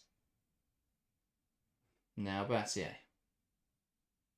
Exchanges a pass with Bonmati. Tries to go to the right hand side. Athenaeus kicked the ball away. Apparently, I've not seen that punished in ages. I've seen it happen so much and it just doesn't get punished anymore. Since the multi-ball system came in, it's obviously less of a thing. Yeah, a minute of additional time, but like in this game. But it's still any delay of the restart. It is, yeah. But the problem is it's gone from, if you kick it away, it used to be like a 5-10 second delay and it was noticeable. Right. But now they throw another ball in and it's seconds, which is it's a shame because, yeah, teams get away with it more. Now Lauren Hemp carries it forwards. There's Walsh. Looks to switch the play out to the left-hand side. Athenaeus with a really important touch. Stops the ball. And that is out now. Right, it's back in the possession of Cassina Cole. Caldente down. That's not intentional from Lucy Bronze. It's a horrible one. People will clip it with her studs on Caldente's ankle. They've both jumped up for it and she just happens to land on her. Yeah, nothing wrong. I mean, Caldente's not taking it particularly well, but I'm not sure what Bron's supposed to do there. No, I don't think Caldente's annoyed at Bron. I think she just hurts, which it will. It's going to hurt a lot. That is a very painful one. But I think she'll understand there's not really much. It happens. It's football. It's contact sport. But yeah, not a nice one for Caldente. Not much Bron's can do about it. And they're both back up and they're both, playing. Caldente hobbling. Yeah, Denver just put on, asked why does the manager put James in when she's not fit? Not sure, but it may have cost England that first half. England 0, Spain 1. The all-important goal as Battier broke away down the right-hand side. England struggling with numbers down the left.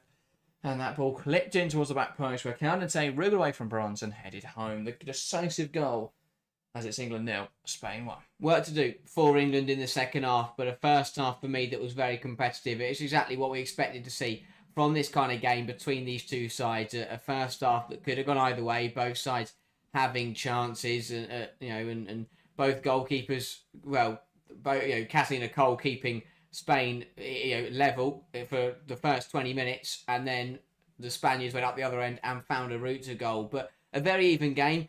It's a completely different if one of those England chances goes in, but that's football at the end of the day. And to be honest, it's been a good game. It's been a good first half and a very competitive final that I think majority of people will have enjoyed. Obviously, I know everyone will be disappointed England are losing, but there's a long way to go in this kind of game, and there's no need to overreact.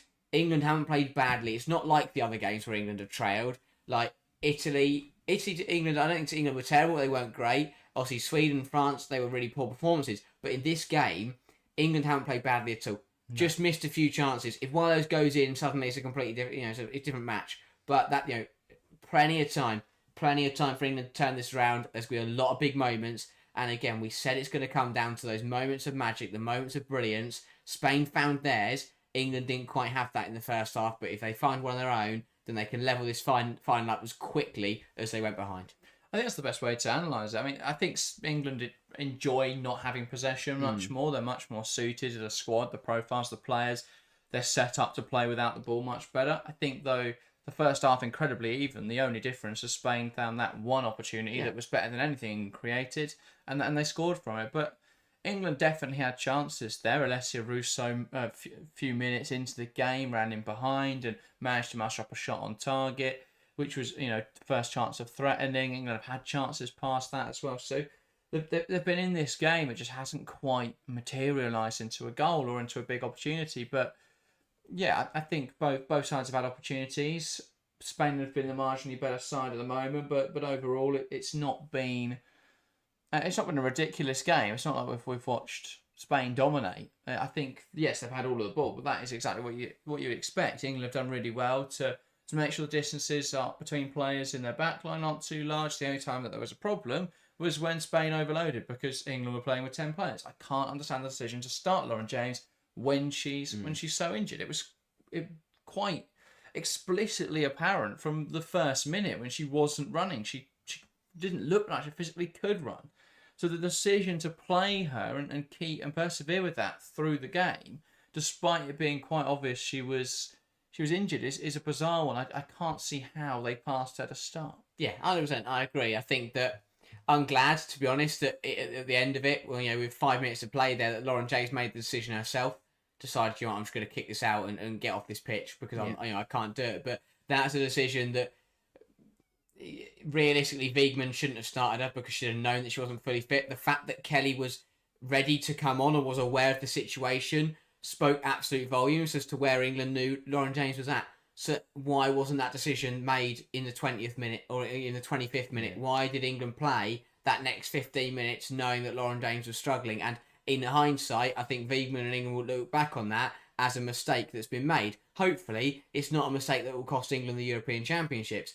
But overall, at least she's off now. I think that's the main thing. Kelly's come on. She's looked bright. She's looked sharp. I'm intrigued to see what she can bring to the second half. But I think that it's always a decent sign that when your side are losing in a final. And I don't know what other fans around the world or people at home will feel, but I know when my side are still, even when they're losing, I know my side are playing well when I'm not sat at half time angry, frustrated, and shouting and getting angry at everyone. The frustration is the manner in which we conceded, the fact that it feels avoidable, but there's not an anger at the way England have played. We've set up exactly how we had to.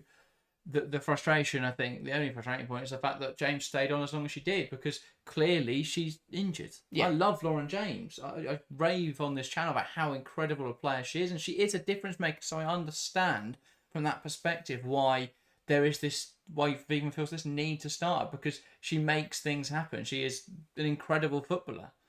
Probably the only one on this England team who competes with the Spanish players in terms of that technical ceiling, in terms of that ability to muster up something out of nothing. But if she's not 100%, the decision to start her was poor. And I think ultimately you look at the player who was able to break free for Spain, it's the right back, who should have been being trapped with the left winger. But James physically just couldn't keep up with Onabate in that half because she was quite apparently injured and then had to come off.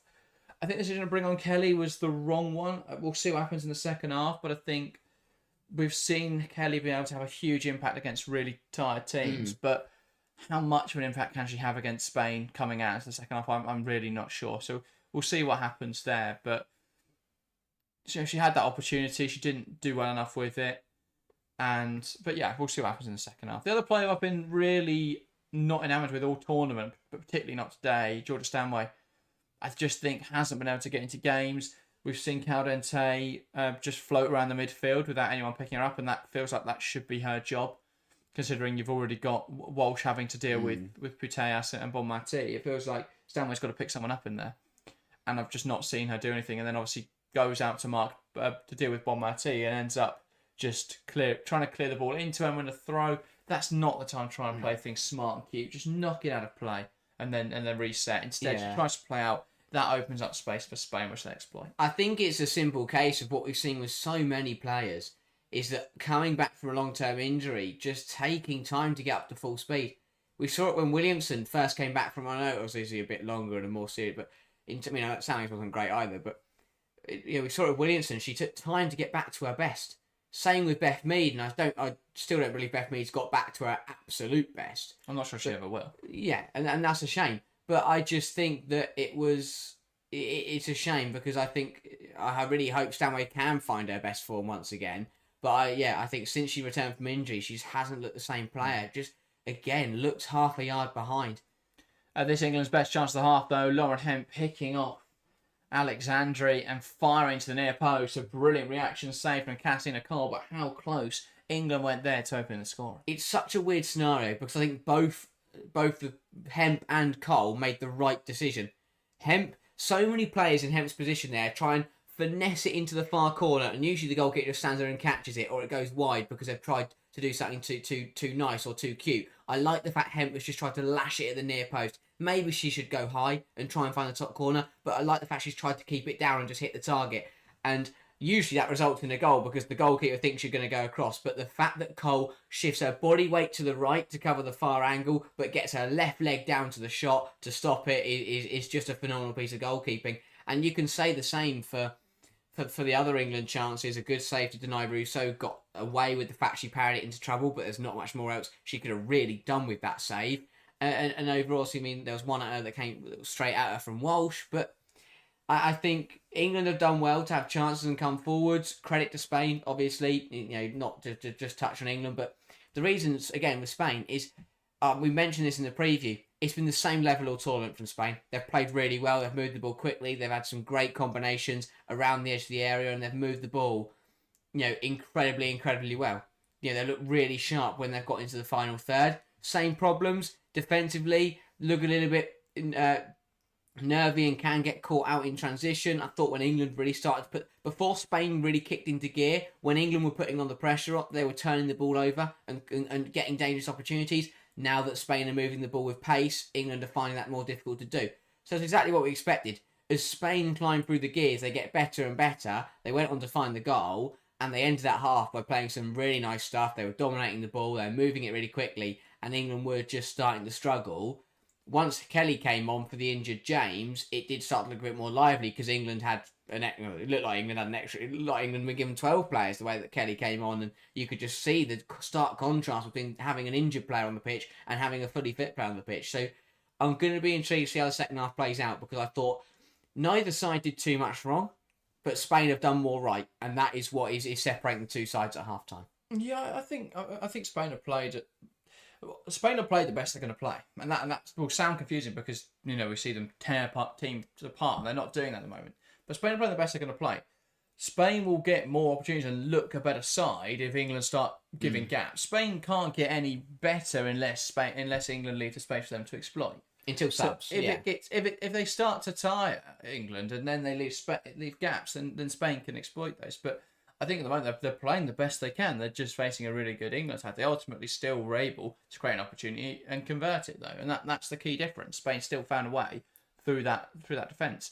England, I think they've come forward well, just haven't quite been able to get decision making right at the moment. I think Rousseau should have squared it. James should have committed more, but ultimately it just didn't look 100% at all. And so I think it's one of those where I think at the moment it's just coming down to those final touches. But if England can continue to hold Spain off the same way they have, and then find a route to goal in the second half, it'll be 1-0, and then it's all to play for. So I don't think it's unrealistic to see that happening. England just got to remain firm and be more decisive and make better decisions in the final third. Yeah, 100%. I think England I mentioned subs there a little bit, but I think that England have shot themselves in the foot because, yes, even Kelly coming on now, she could bring impact and will bring energy, but you now don't get that impact later on in the game. And I think that could come back to haunt England. Obviously, England have still got the likes of Aggie Mang, Beaver Jones, Beth Mead, or Grace Clinton, Jess Park, could go on and go on and go on. Yeah. But I think the way that Kelly has come on and changed the game, yes, she could do that in the first 15 minutes, and maybe she'll level it up for England. But now you don't get that impact later on, and that could be, that could be slightly costly. So we'll see that for Spain. As you say, I think they'll continue at their level. I think if Pina comes on eventually, then that could change things and make things very difficult for England. But overall, it's one of those games where again, I still think we're in a very similar position where we're at kickoff, where we're sat here going, it could go either way. The difference is Spain already lead by a goal, and that could prove massive in this second half because if it is another even 45 minutes, the fact that Spain have got that goal could just mean they walk away with the trophy today. But I expect another really competitive second half. I expect both sides to come out at the same levels that they were playing at in that first half. And if both sides are playing at their peak, then no matter who wins this final, it's going to be a really, really good second half. I think England will want... Obviously, it is only a goal, 1 goal advantage, but England will want to level this game up as quickly as possible. Because the closer you get to the end, where the other side are winning in a final, the more Spain will find that momentum. They'll find that belief to win, to go on and win the game. It gets very difficult. Obviously, it goes both ways because Spain could get in their own heads and start thinking about the fact they've nearly won the Euros and that could hurt them. But I just think that if England want to level it up early because that will just settle everyone down, the fans, the players, everyone. So it's important that the Lionesses come out fast in the second half and get this game back on level terms as soon as possible. Yeah, absolutely. Just got to keep going the way they are. I think the way they play just kept Spain out well. The goal comes because of the fact that they had one less player on the left-hand side.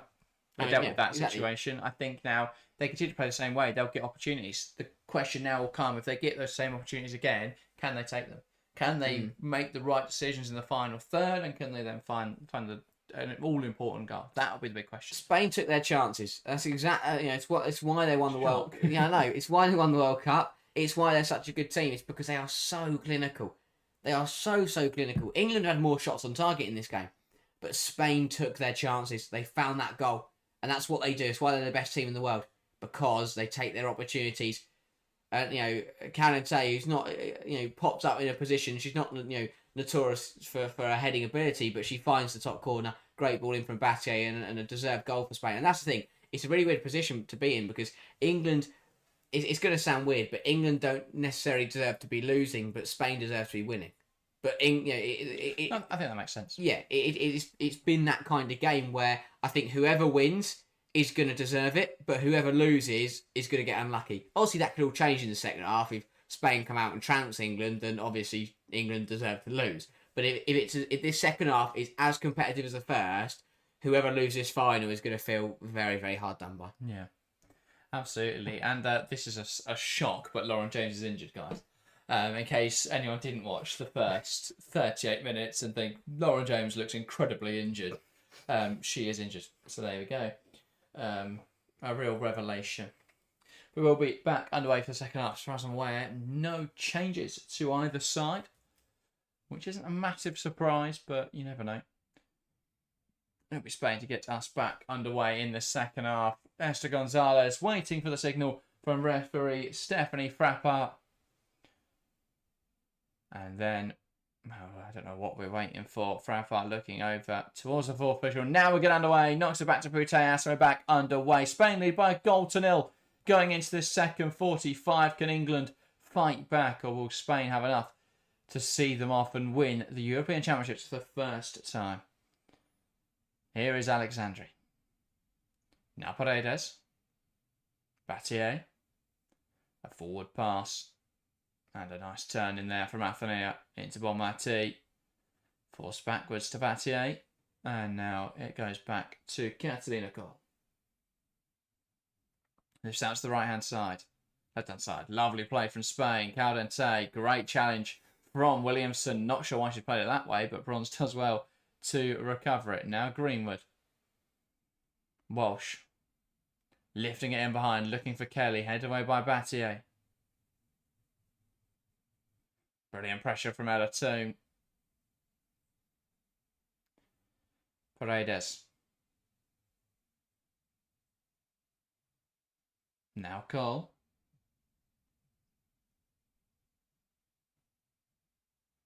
Lifting it forwards. And a win in there from Leah Williamson. Toon. Picks up the ball well.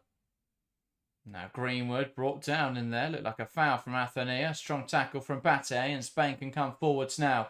Putellas pokes it through to Gonzalez, who is looked considerably offside. But Spain will come forwards regardless. Gonzalez to Putellas. Out now to Caldente. Can she get a shot away? She does, and it's wide. And then the flag goes up. I don't know how that's not a clear and obvious one for me. Yeah. Gonzalez is about 5 yards offside. Yeah, there'll be a couple of considerations. Again, you'd rather the lineswoman there play on and then, so they get it 100% right. She may have thought it took a touch, or, you never know. But again, that's been inconsistent throughout the tournament. Yeah. But, I agree. Broadly the right decision, but that one looked, for me, quite a clear and obvious offside. Yeah. And a foul in the build-up as well, but for good measure. At least they're applying the rules. That's the main thing. Rather than just making it up like half the officials have at this tournament. Well, that's the problem, because every other official hasn't, Yeah. put the rules in place effectively, apply the rules. We haven't seen any sort of consistency. Canate sees that out well. There's a Spain thrown on the near side.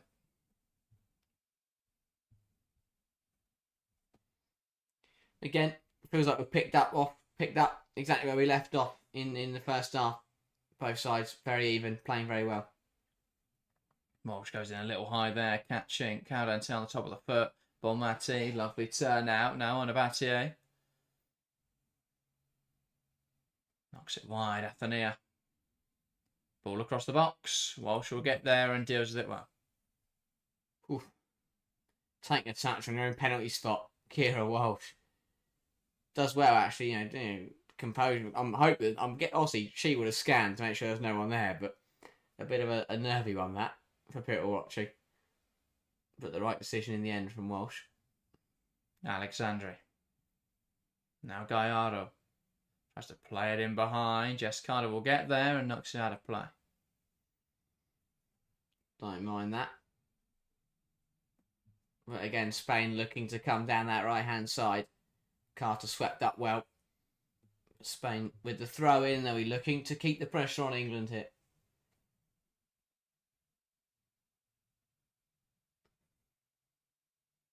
That's it. Now it's Bonmati. Alexandri. And now it's the left-hand side. It's Olga Carmona. Caldente. Now Alexandri. Gallardo knocks it wide. Athenia now. Space to drive into. Stanway dives in rashly. Bonmati trying to get a shot away. Well saved. A great claim from Hannah Hampton. But again, Georgia Stanway just goes charging in here. Takes herself out of the game. Don't know what she's doing. Really poor tournament, especially by her standards. Yeah. Well defended England, by the way. But in the end, forced Bonmati out wide and well claimed by Hampton. Carter into Kelly. Great hold up. Back to Jess Carter. Now Greenwood. Here's Carter. Lifts the ball out to the right-hand side. Leah Williamson. Looking to play it in behind. Russo will put Alexandria under pressure. He does want to poke it round. Can she keep it in? Not quite. So Really positive. unlucky. So I love the fact Russo's trying to be positive like that. Easy to hold it up there and be negative. And yes, maybe holding it up would have retained the ball and maybe paid off better for England. But I like the fact she's trying to turn, trying to be quick and catch Spain out. Really good pressure from Lauren Hemp, who'll look to take on Carmona. Holds her all the way. Does really well, Hemp. Russo gets there first. That definitely hit the hand of Alexandri, but is it too close to the body there? Carter, Williamson, Spain get away with that one. Bronze. Now Hemp. And she just gets caught out there by Caldente. Ends up running out. I think this one's just too close to Alexandri. We'll have a look. I said, yeah. It rebounds off her stomach onto her arm. Never a penalty. Not a handball, that one. No, I thought it was the initial contact that England were complaining about, which looked like a hand. It was a stomach, though. Buteas turns out. Knocks out to the right-hand side. Here's Bonmati. Stanway putting pressure on it. Batier skips away. Stanway is all over the place. Batier across the box. Greenwood does well to block it. Drops in there for Caldente. Bronze a jump and a miss. That's a really good stop again from Hampton. Gets down to it well and recovers it. But that is two players there diving in with reckless challenges. Or rash challenges, not reckless. Just what the hell are they trying to do? Bronze there. She touches. The problem is, I think she's done the right thing, but she's just she's been done the right thing to step up and go for the ball. No contact with it though. But yeah, she's misjudged the bounce completely and ends up just flopping onto the floor.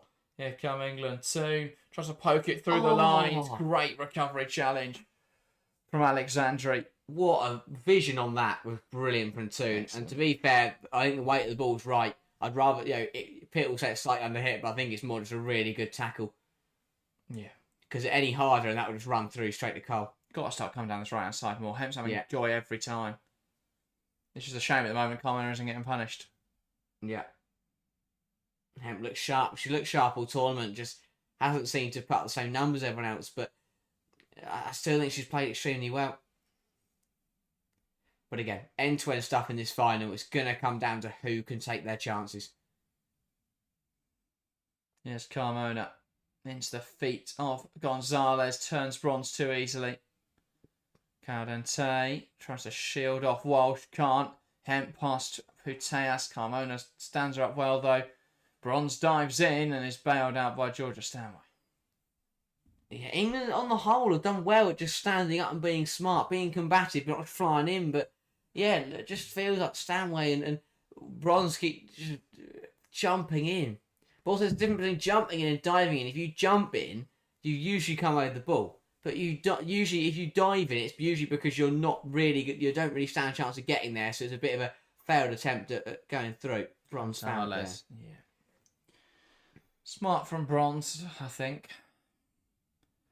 Yeah, she just sort of fell backwards and Gonzalez went with her. But Carter. Across to Greenwood. And now back to Hannah Hampton. Here's Carter. Does well there to drive through the middle of the team. Back to Greenwood. Here's Williamson. And now Hemp down the line. Looking for the run of Walsh. Doesn't quite come off. And now here comes Spain. Bonmati. Driving it forwards. Caldente into Puteas. Has to open up the shots. Wow. That's a really poor effort for a very good player in a great position. What a let-off for England. Puteas is just in acres on the edge of the area and should do better. Player, you fully expect her just to open up her body and put that in the top right corner. But just skews it and gets it all wrong. Yeah. Tell you what, that England have got lucky that pivot was nowhere to be seen. Ball in behind Hemp, looking to nod it on with the header. It's out for an England throw. Bronze.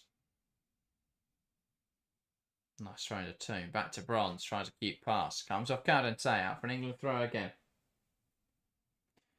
Unsurprisingly, Kelly has had no impact. 10 minutes and a half, don't think she's touched the ball. Can't recall her touching the ball. I'm not surprised. I thought at the wrong time at the time. She's still not able to have an impact. Because yes, England are predominantly playing down this right-hand side, but it doesn't mean you don't touch the ball in the first 10 minutes of the half. I find it amusing when people, sort of have a go at Gareth Taylor for wanting to make Chloe Kelly a rotation player. But at Arsenal and England, she's done excellently in that. Here's Georgia Stanway. Carries the ball forwards for England. Out wide to Chloe Kelly now, looking to make something, looking to make me eat my words. Ball into the box. Russo hits goals, it's there! England 1, Spain 1. Delivery perfect onto the head of Alessia Russo. And England muted celebrations. And they'll get back to halfway because the job's not done, but they're level. Brilliant header from Russo, brilliant ball from Kelly, and that's England 1, Spain 1. Absolutely pinpoint from Kelly, and a player who hadn't touched the ball in the second half picks it up for the first time. He needs 2 touches. And it is sublime. We credit to Battier for her cross to Caldente for Spain's goal. This from Kelly is absolute brilliance.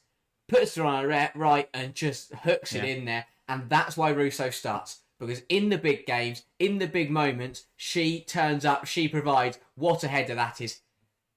It speaks volumes, I think, about Spain's defence that Russo hasn't won a single other header this tournament. Yeah. But she manages there to find a way. Heads home, England level. There's composure well from England, and they're looking to come forwards again. Hemp forced backwards. But holds on to it. Play, but she did so well there. Toon, got to turn, just got to realise there's no one behind her, because that could have been a great chance. And Russo there goes in firm, yellow card. Take that. Do not mind that at all. Yeah. But yeah, Toon's got to realise there's no one behind it. Just turn and drive forwards and England have an overload. But yeah, it's late from Russo. Yeah. The first leg, actually, she missed it. And then it was the follow through. The first leg got there too early. Second leg got there too late. Overall led to a foul.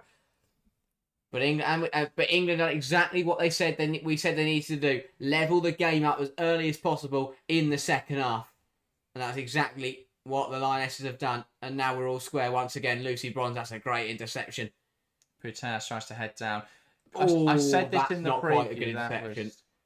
That's not a good tackle from Bronze. Again from Bronze. It'll be a yellow. Oh, that's all. It'll be a yellow. Carmona has made a very big meal of it, and yellow card. Shock. Yeah.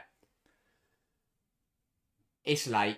It's the reaction. It's the second one. She wins the ball, and then for some reason she knees the ball. She gets her foot on the ball, and then just extends the leg again. Yeah. She has her leg bent and gets the toe to the ball, and then she outstretches. We do just need to check the roof for snipers because I think I went shot. To be honest, the way Kamo reacted, it actually looked like I thought Bronze had caught her with the studs. Yeah. But no, it's more of a she gets caught between Bronze's two legs. It happens in football. Yeah.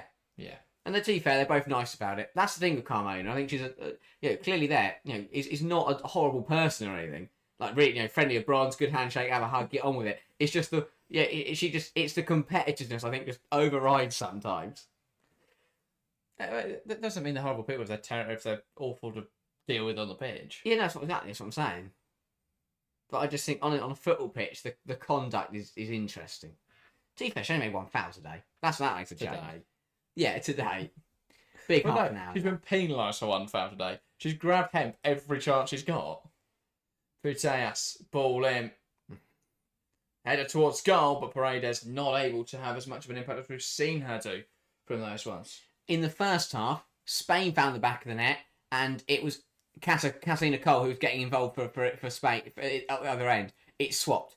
England found the back of the net, but now it's Hannah Hampton having to make the saves at the other end. That's all it's just flipped.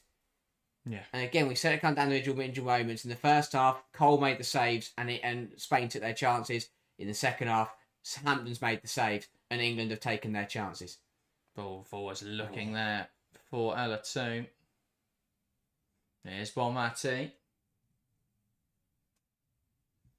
That's the right-hand side. Athenia across the box. Carter deals with the box again well. Shot from range. Blocks Bonmati's effort. And now England can play out, and that one smashed clear by Chloe Kelly. England centre-halves today have been brilliant for the first 60 minutes. Williamson, Carter and Greenwood have been superb. Definitely, for Carter and Williamson, it's been their best game of the tournament. Yeah. Which is exactly what you want to see. And it's what we've seen England do before. Save the best till last. Block in there from Bronze. Walsh now looking to play it in behind. Russo gives chase. Alexandri not looking at the ball. It's smart, but you can't, I don't like it, but you can't complain. I'd want if that was it's difficult to penalise. Yeah, up the other end, exactly what I want to see England centre half doing. One going for the ball and one just stopping the runner. Ball lifted forwards there by Catalina Cole, flicked on by Caldente. And now it's with Walsh. Bronze. Carter. Now we're going to get to an interesting point in this game because it's been pretty end-to-end in terms of the amount of chances. But now neither side will start to get to that feeling where they don't want to give anything away. You want to score so badly, but you really don't want to give anything away.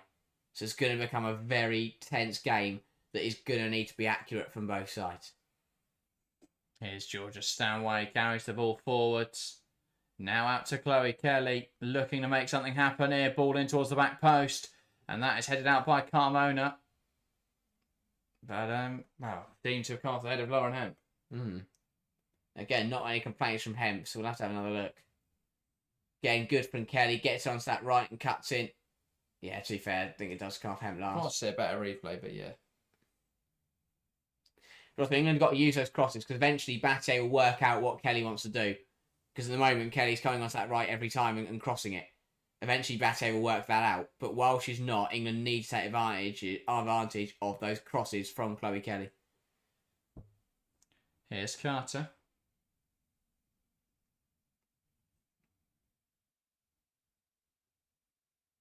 Now it's with Hannah Hampson. Lifts out to the right-hand side.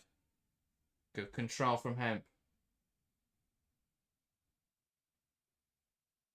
Launched forward by Williamson. Russo tries to get it under her control. Does well then with the second ball. Now drills out to the left-hand side. That's over here. Chloe Kelly's going to get there. Brilliant run from England's left winger. Takes on Battier in towards Greenwood. And that is on the line. But really good defending from Athenia recovering. Yeah. Again, that's just where... That's where you want a left-back. Yeah, 100%. If anything, Kelly should use the Greenwood run as a dummy and come back onto her right foot. But to be fair, I don't mind her playing that the other way and using her left, because if she had used her right foot, then I think Battier would have just decided to call it quits. And there is the main man, Basil. He's up for it. He's always up for it. Ball flipped forward by Patrick Ayaro. One back by the head of Williamson. Carmona. Feels very similar to me to the second half between Spain and Germany. Yeah. Where you start playing football against Spain and they don't know how to respond. Yeah. But they're still in the game. And that's one of the best side in the world. And that's why it creates such a good second half. It's because England, Spain are trying to just deal with England, but also are playing good stuff. I've never seen Spain have less possession than opposition. 51% England, 49% Spain. Wow. I don't think I've ever seen that. And what was it in the comparison? What was it in the first half? Goes back to Cole. Russo, high pressing. I'm trying to win it back. Hemp, a little overzealous. First half, 68% Spain, 32% England. But England have gone up by 18% in England's fate. Like, it's shifted. Yeah. Incredible stuff. Hemp smiles at that one. I want to see this one back. That is not enough for Carmona to go down. She doesn't get the... Look for snipers. Yeah. It's just the way she goes down every time she buys the foul. Because she jumps up in the air, grabs both her legs, and it's another one. It's another weird. Yeah, it's another weird one where you get those with Carmona and other players, but where Hemp's touched nothing. She hasn't touched the ball, but she hasn't touched the player. No. But because the player's gone down and because the ref doesn't see Hemp get the ball, you give a free. It's easy to give a free kick. Interception from Stanway, tries to clear it away. Not enough conviction on it. Here's Bonmati. Turns back to Puteas. Hemp with a great pressure. Puteas has struggled. Said this in the preview. A lot of this game will be to be decided whether Puteas shows up or not. Excellent in the group stages, but hasn't looked great in the knockouts. She looks dispossessed again by Kira Walsh. Lose it again there, looking for the run of Alessia Russo, bursting in behind. Paredes will get there. Sorry, I think God heard me disrespecting Alessia Puteas. Trying to smite me there. Great move back there from Bronze. Kelly. Stanway does well. Bronze. Stanway. Bronze. Why has she not looked forwards? When that ball goes out to Kelly and she brings it down, how have England not used that promising position? England picked a bit more of a 3-1 here once again. Let's not develop that again. Well, actually, Bronze is inverting into midfield, so it's all right. That is true. She has just stood there. Oh, she's lost it. Giving away possession because she's inverted into midfield. That's not a great idea. With Lucy Bronze, here's Patrick Ayaro, drives it forwards, gives it to Athenia, fires one into the England end. And luckily, that's a let-off for England because Gayaro's overplayed that and forced Athenia into a very difficult situation. But Bronze gets caught by Gayaro, who then brings it forward really well. Waits for the overlap of Athenia, just overhits it. Gayaro's had a brilliant tournament, to be fair. And shows there, turns it over, puts the burners on, just gets the pass slightly wrong. Yeah. 24 minutes to play. Still locked at 1-1. We knew it was going to be this kind of game. Ball sent forwards, and that will bounce right the way through to Catalina Gol. Spain reacting. And that is Claudia Pina getting ready to come on soon. And that is something England are going to have to deal with. That could be an X factor, a game changer. I think Ladopina scored against Hannah Hampton every time she's played against her. Yes. So, Kiara Keating. Ball played forwards from Paredes, looking for Gonzalez. That will run through and out for an England goal kick. Gonzalez wants to take it. It's interesting. Spain want to get going quickly. No, they saw what happened in the Germany game, and they saw how close they ran there. They know, again, if it goes to extra time, penalties, they know England have had an impact in the last 20 minutes. Spain will want to sting before that happens. Yeah. Hampton goes long. Header 1 in there. Here's 2. Knocks out to the left-hand side. Kelly. Can she get a shot away, Chloe Kelly? Takes aims. Hit wide by Casacol. England corner. What a save that is. Fingertip stuff from Catalina Cole. But really good from Toon. Drives it forward. Who gives it to Kelly, who once again it's direct. And this time she goes left. Battier expects that to go right and had to cut in and cross. But instead just gets it's a bit of a toe punter of a shot. But it was on target. And a good save from Cole to keep the scores level. Can England offer some threat from this corner? The decisive goal in the Euros final of 2022 was a corner. But it won't be Kelly to touch it home because she's going to take this one. Wow. That is true. You never know. Chloe Kelly. Flat ball for England. Going to drop in there for Williamson. Can't react. Now Spain will look to break. Jess Carter on the halfway, though. Does bring it under her control. Now Hampton. Lifts it out to the right-hand side. Great control from Kelly and flips. And now England have got to defend this transition. Here comes Spain. Putellas touches it onto Caldente, who will drive inside now for Spain. Walsh tries to bring her down. Caldente across to Athenia. Ball into the box. Dealt with by Williamson. And Bronze then. Keep the upbeats in the clear. Don't mind that. Carmona tries to head it down to Athenia.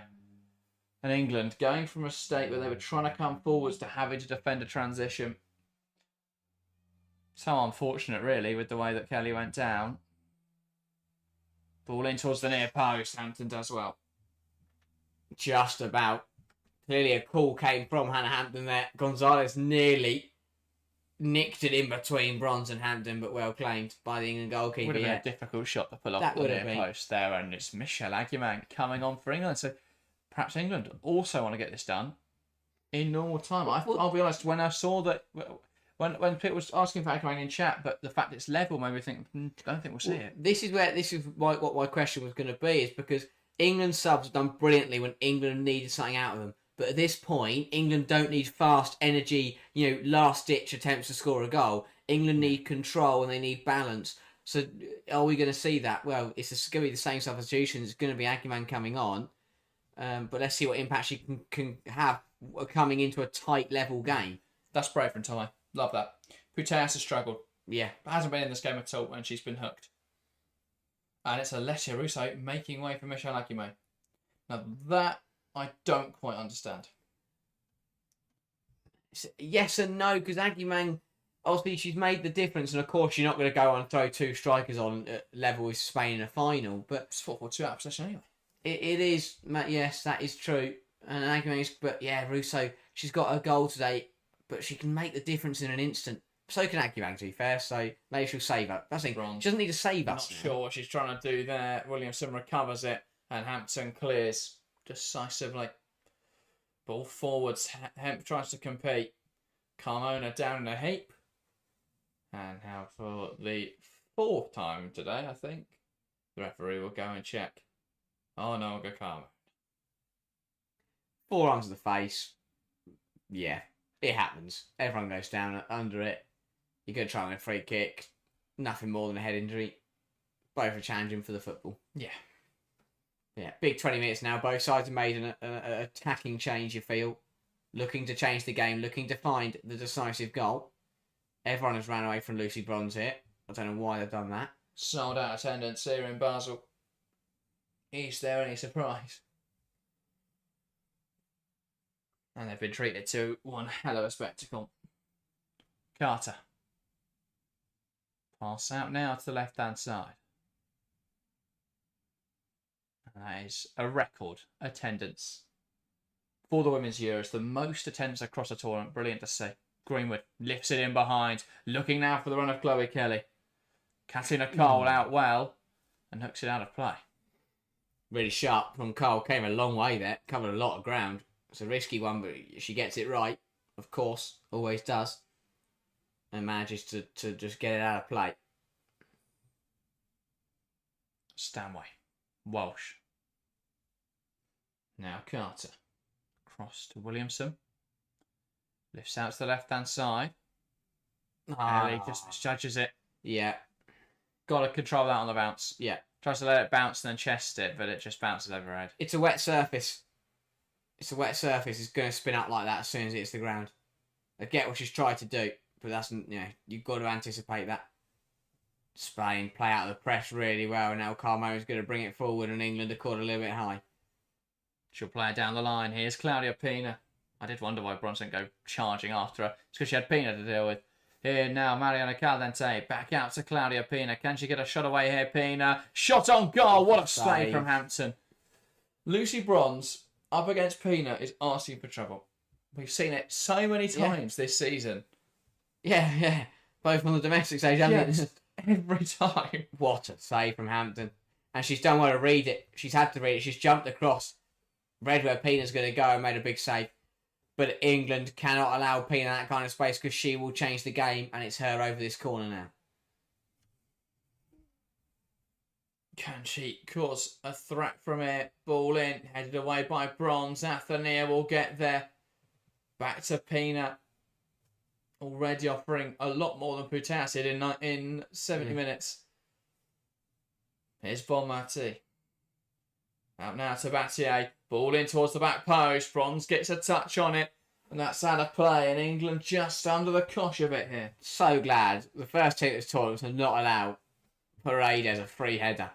Really good from Bronze, but another Spanish corner. And now it's Spain's turn to put pressure onto the defending champions. England have just got to ride this wave. Again, Paredes the one lurking at the back post. Pina, ball in. Hampton with a clear punch. And Carter gets there first. And she'll drive it forward for England. Strong up against Gallardo. Does well to reverse it. Patrick Gallardo. And that's out for Carter. That's so silly. I don't know why she's done it. No. She did the initial bit and then just need to put her foot through it. Instead, she tried to run it out past Gallardo. No, I didn't mind that. She doesn't. So she's done well. The pass has gone. Why is she then? To be fair, she hasn't done that. Well, yeah, I know. She's need her in the back. It's always be a free kick. Just a clumsy one to do. Yeah, it's silly because you give the Spanish player a reason to go down like that. Yeah, which you've got to bear in mind when you're tackling any players for Spain. Payne over this. Even so. Look at Grassani.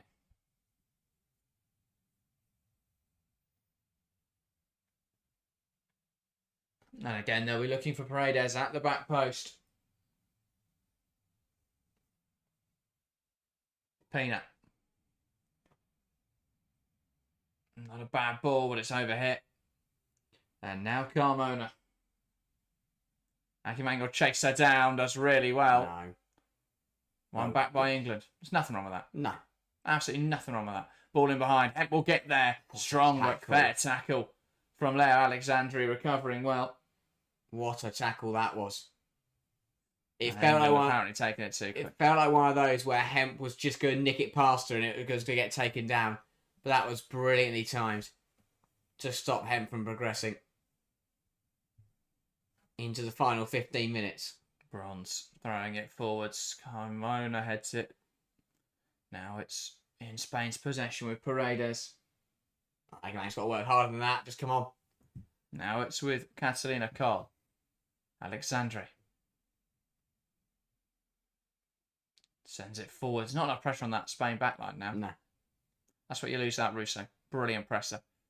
Hemp trying to burst in behind. Carmona tries to foul her. Fails. Pass inside from Hemp. Doesn't quite come off. One back in there by Toon. Can she wriggle an opportunity here for England? Bronze.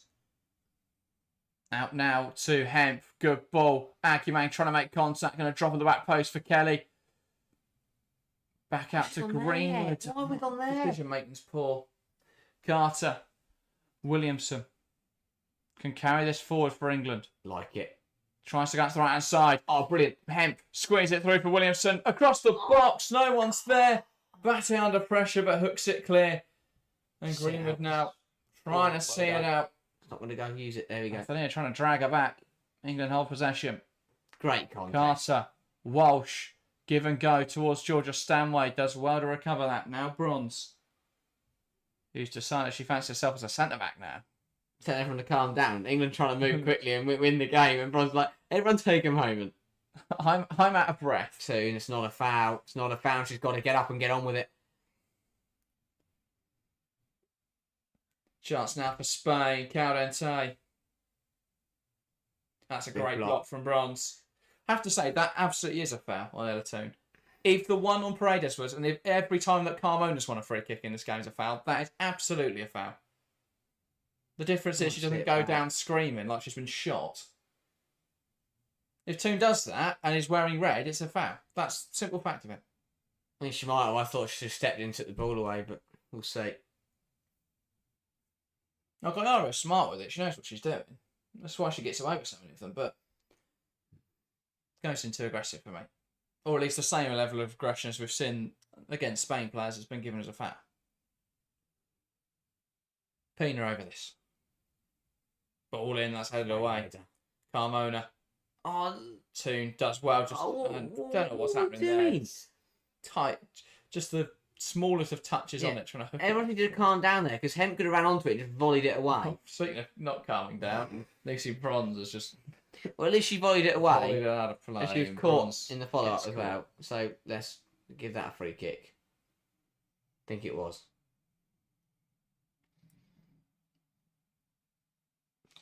Lloyd says a final worthy of the tournament. Absolutely. It's been a spectacle so far. 10 of normal time to play. Hampton down with a potential injury. Yeah. Well, it is a knee that is already taped up. So hopefully this is... it doesn't feel like it's a sit-down, right? Because why would England want to sit down right now? It's a weird one. Hopefully she's all right. But yeah. England will take the moment to get drinks on board. The game has become very transitional. It has. Which they will be worried about. 10 minutes. Massive 10 minutes. I think England wouldn't mind getting this to... obviously, they'd love to win a normal time and get the job done. But I think they would prefer, rather than over Spain, this going beyond the 90. I think England would prefer penalties. I think extra time would be a dangerous prospect. But yeah, it is a weird scenario to be in.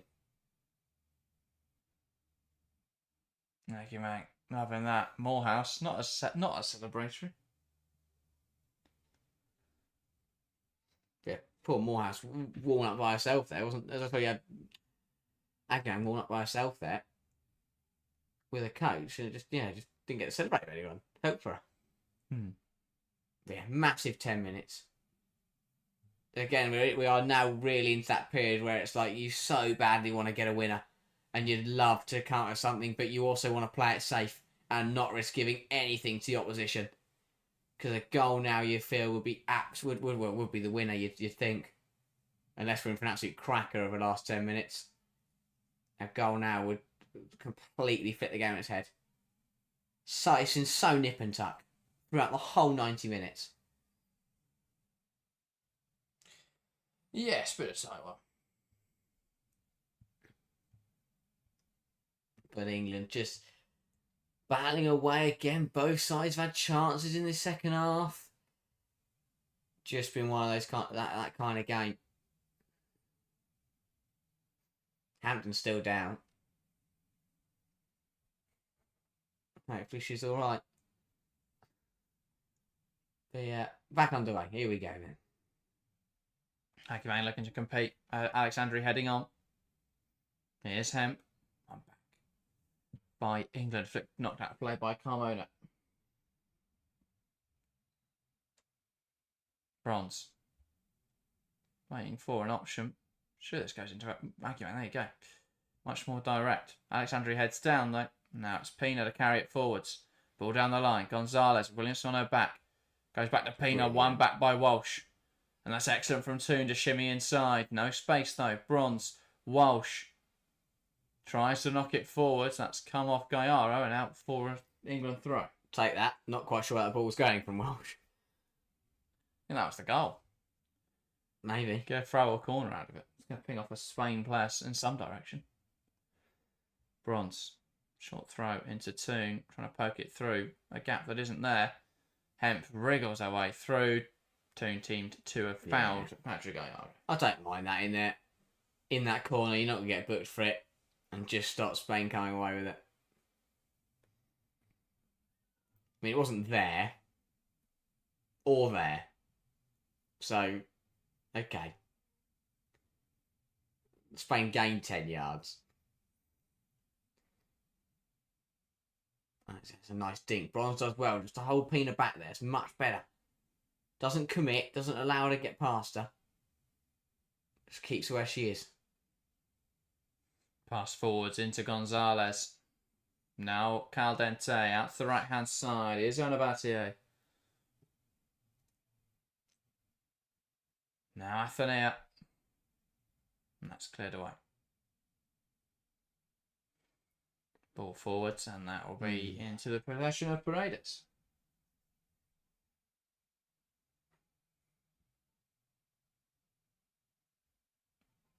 Bonmati. Nice turn. Into Caldente. Now Carmona.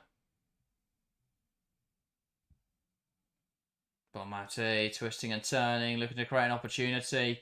Ball across the box. Hannah Hampton does well to claim it. And now England can play out. Again, tidy from Bonmati. Not a bad ball in, but well claimed eventually by Hannah Hampton. I have to say, it's insane. 212 votes in the poll and chat. Still 50-50. Wow. Game on a knife edge. Couldn't be tighter. Paredes heads back to Catalina Cole under pressure from Aguilar. And now Spain will settle into possession. Alexandri.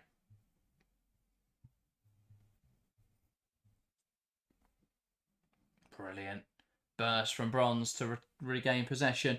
Ball slips through from Kelly, looking for Aguilar. Doesn't quite come off. Now Bonmati. Gallardo. Here is Battier. Kelly will look to put pressure on her. Gallardo. Battier. Bonmati. Here is Gallardo. Now Carmona. Alexandri. Paredes pass forward. One back by Carter. And now here come England. Toon. Driving it forwards. Out now to the right hand side. Here's Lauren Hemp. Wants to beat Olga Carmona. Cuts it to the edge of the box. So there's no one there. The players are behind it. She's played to the area rather than to who's available. Bronze tries to take on Pina. Pina pokes it out of play. Williamson not happy there. She thinks she's been fouled by Gonzalez. Can't believe the ref hasn't given it. And now England with a change. It's Beth Mead. And that will be... I've got to find out who that was. And they've cut away from it to look at Spanish subs. Toon. Makes sense. Toon coming off, Beth Mead on. So more up front two now. Probably one of Toon's best performances of the tournament, to be honest. The off-the-ball stuff. Bar Netherlands. Excellent pressure in that game. But stopped Spain progressing quite a few times because they love using Gallardo as an outlet for everything, and she just prevented that. So really effective stuff. Up to Beth Mead on now to offer more of an attacking threat. Mead has got to come on and do the same. They've got to put the hard yards in. Yeah. I think what Aguilar hasn't come on and do. Got to work harder up there as a front four. Yeah, Aguilar's done well when England are just attacking. Yeah, that's all they do. But her off-the-ball work hasn't been good enough for me. That's an England throw, and given the right way, Bronze. That one rightfully a Spain throw. How deep do you think she was pushed in the back? Well, it weren't. They didn't go off there, did it? Close. So it landed after it bounced. Come on, it'll run another 5 yards up the line. Here we go. 2, 3. Walk. And then a short throw into Bonmati. Aggressive from Walsh, hooked forward. Bronze wins the header. Mead tries to touch it on in there. And now it's Caldenteo who drives it out. Across to Aitana Bonmati. Overload on the right hand side. Greenwood's got to get across there. Brilliant defending to stop Athenia. Oh, damn. Tries to go down on it. Now Battier. Back to Athenia.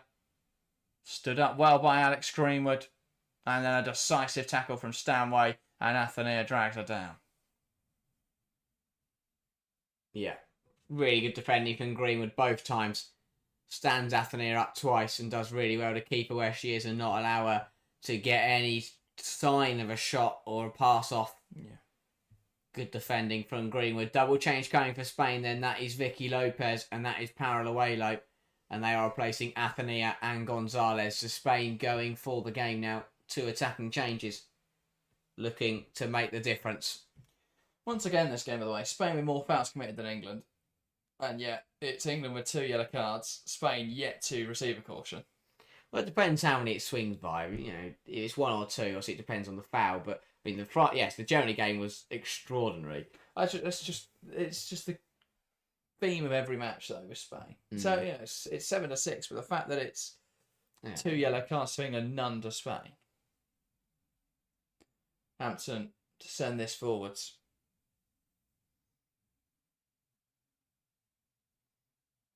Waiting for the referee to confirm that she can actually send it forward, and now does so. That's the left-hand side. Battier not convincing with the header, heading it the wrong direction. That's out for a England throw. Can't imagine too many additional minutes. Probably looking at, 3, 4? Still 1-0. Stanway. Brilliant. Lovely turn from Kelly. Wants to take on Battier. Back to Greenwood. And this is where we spoke about Kelly coming on too early or coming on earlier than she usually does. Battier now knows what she wants to do. Pass inside from Hemp. Looking, Frankie May doesn't quite come off. Gallardo. Now out to Pina. Wants to drive inside. Ball in behind. Looking for Lopez. Blocked well by Carter. So good from Jess Carter once again. This game just sticks with Sama Paralluelo and gets her body in the way of the shot. And that's difficult because I think Carter's biggest problem is pace, but she's done so well there.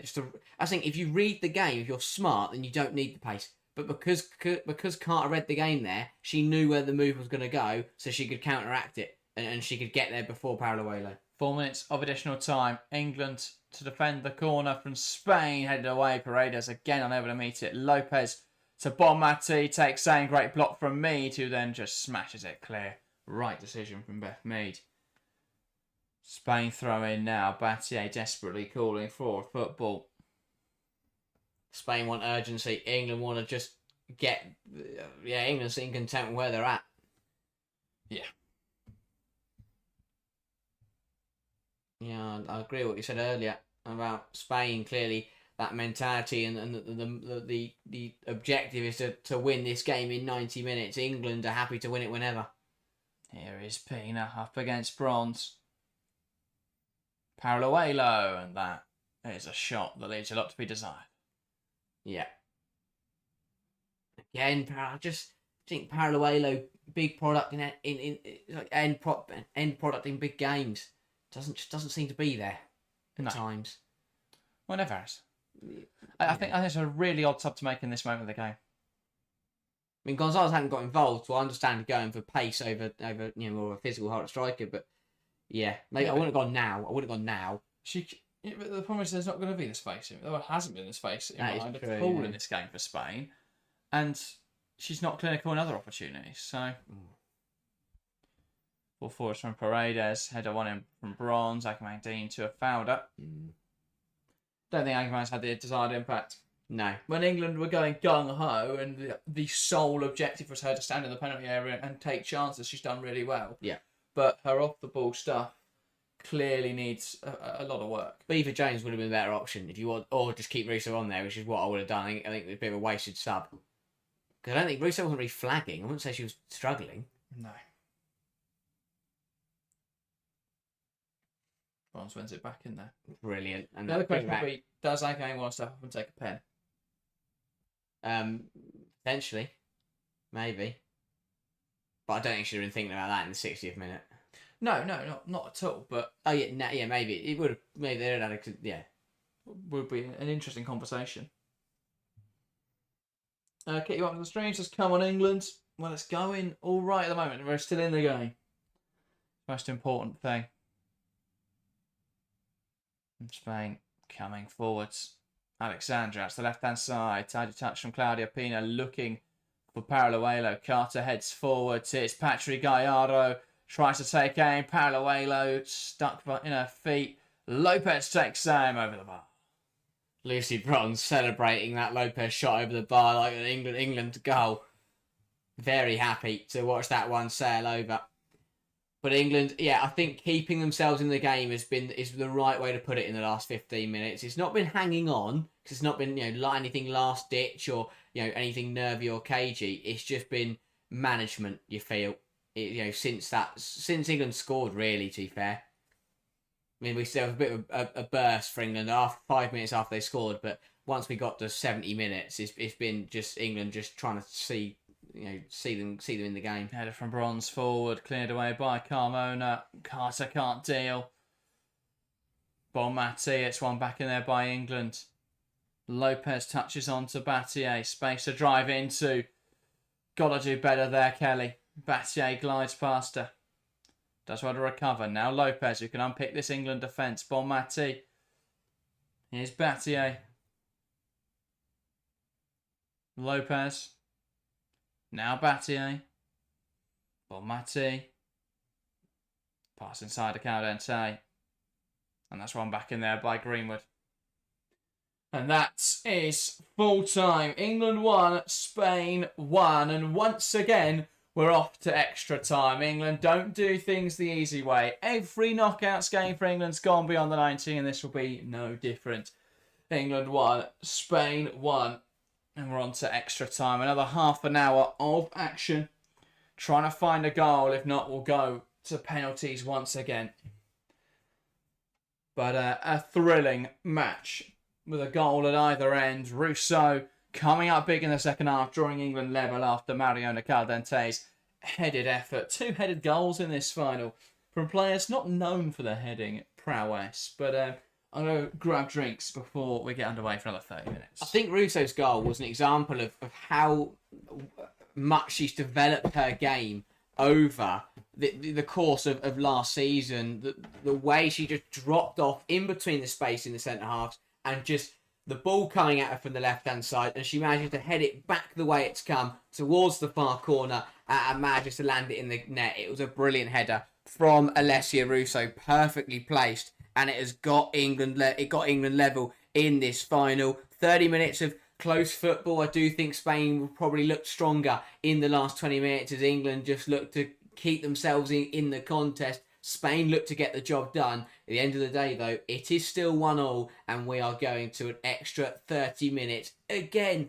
I've said this all tournament, England don't do the things the easy way. If you're an England fan, I'm sure you are used to going to these nail-biting extra time and penalty moments, because England, when they win things, they don't do it simply.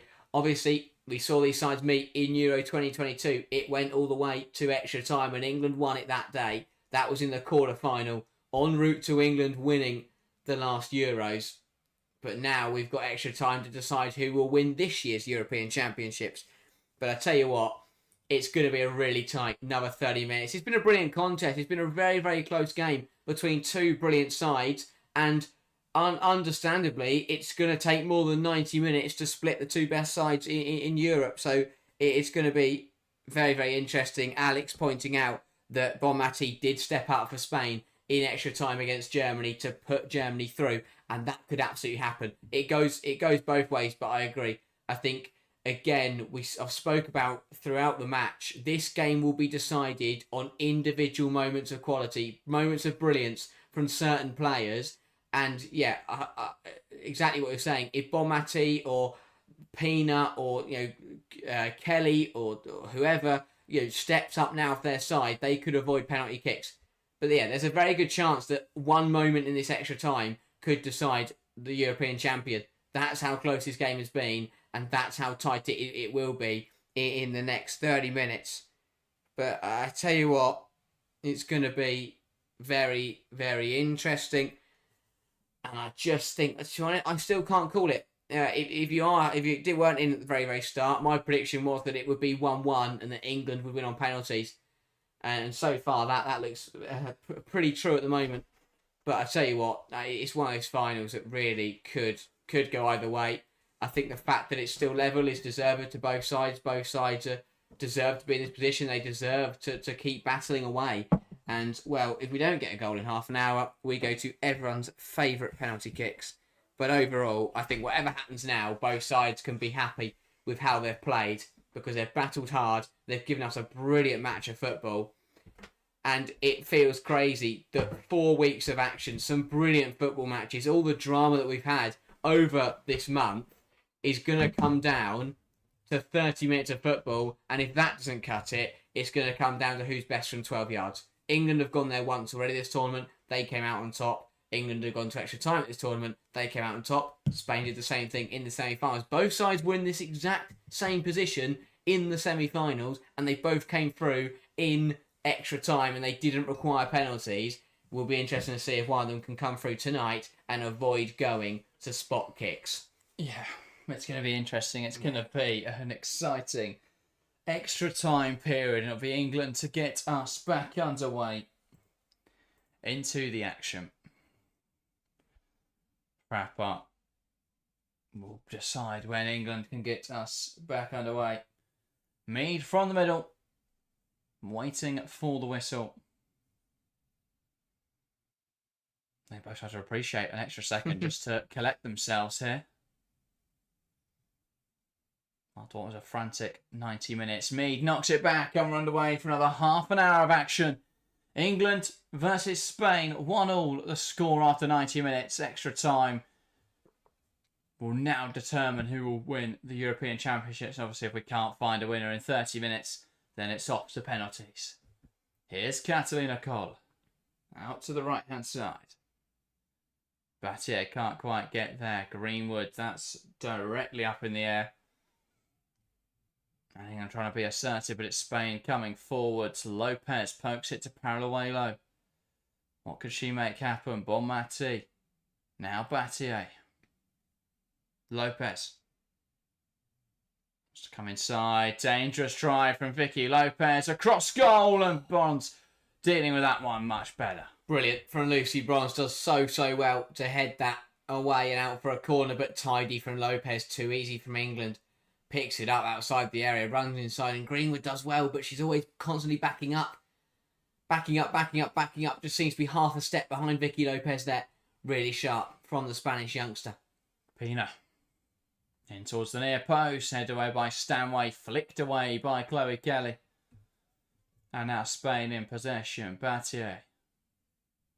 Now Pina. Ball into a dangerous area, claimed well by Hannah Hampton. Does well, picks up the flight of the ball early and knows exactly where it's going to land. Greenwood's got space to drive into here. Not sure England want to drive.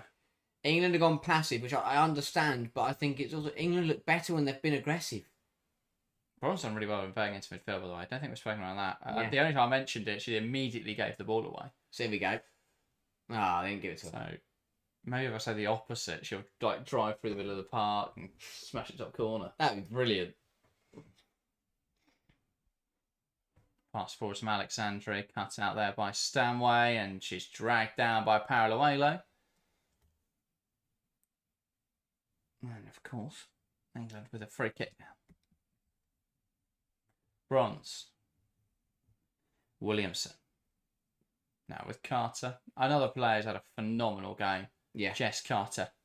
Hasn't put a foot wrong for England tonight. And I think from Leah Williamson, this has been a captain's performance. Absolutely. Ball in behind. May have been offside there, Georgia Stanway. Flag doesn't go up, but she didn't actually get to the ball. Carter Cole off her line well. Alexandre. Now Paredes. Here's Aitana Bonmati. Lovely twist and turn. Lopez manages to get that past Greenwood. And now she's driving forwards here for Spain.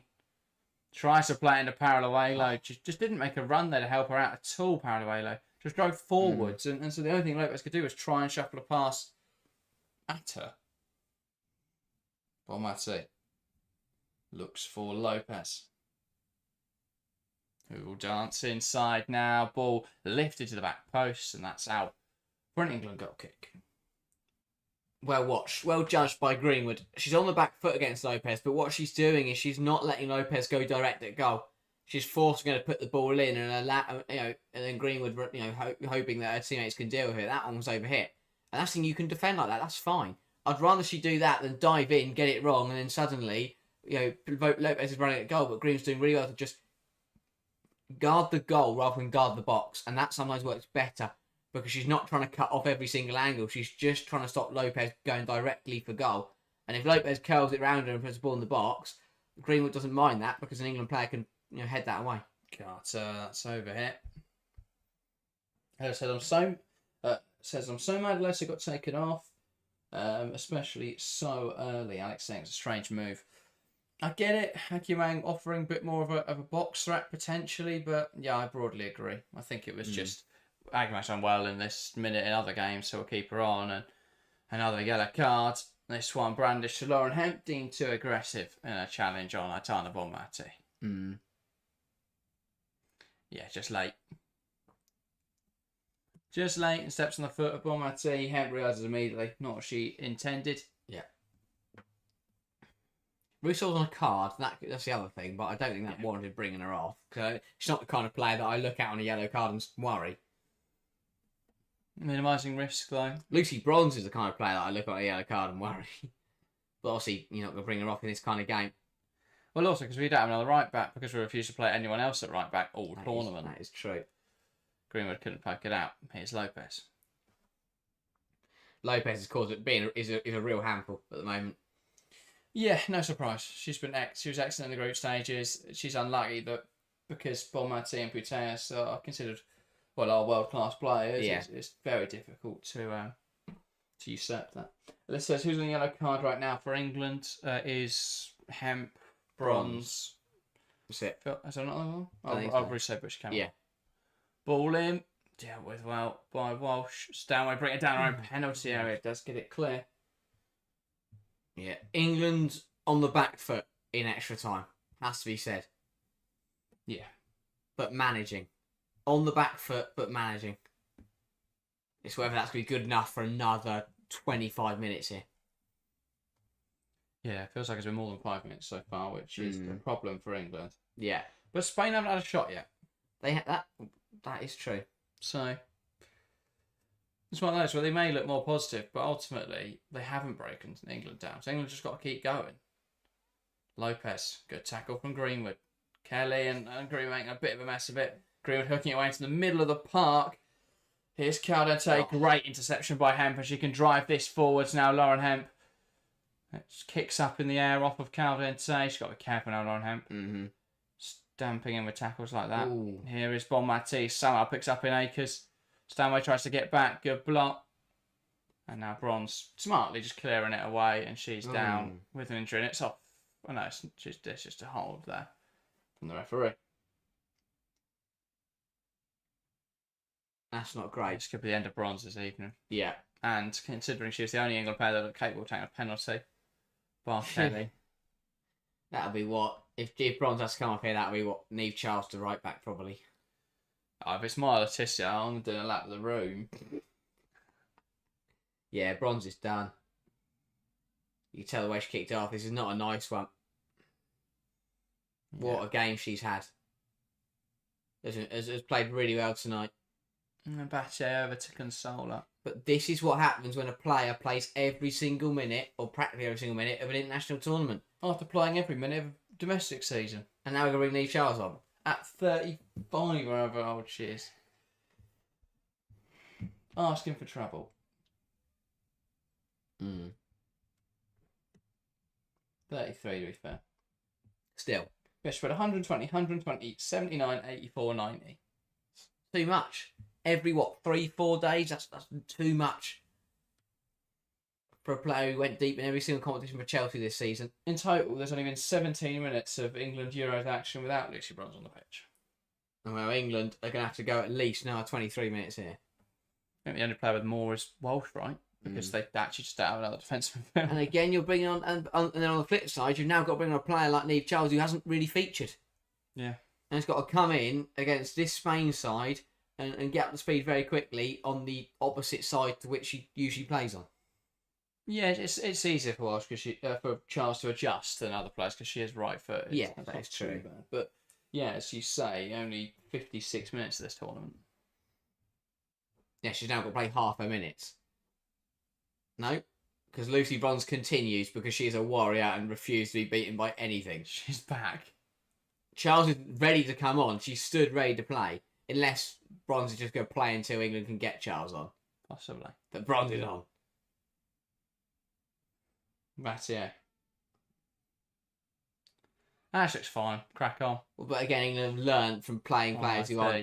Ball in towards the back post. Bronze tries to get there. Does well. She's absolutely fine.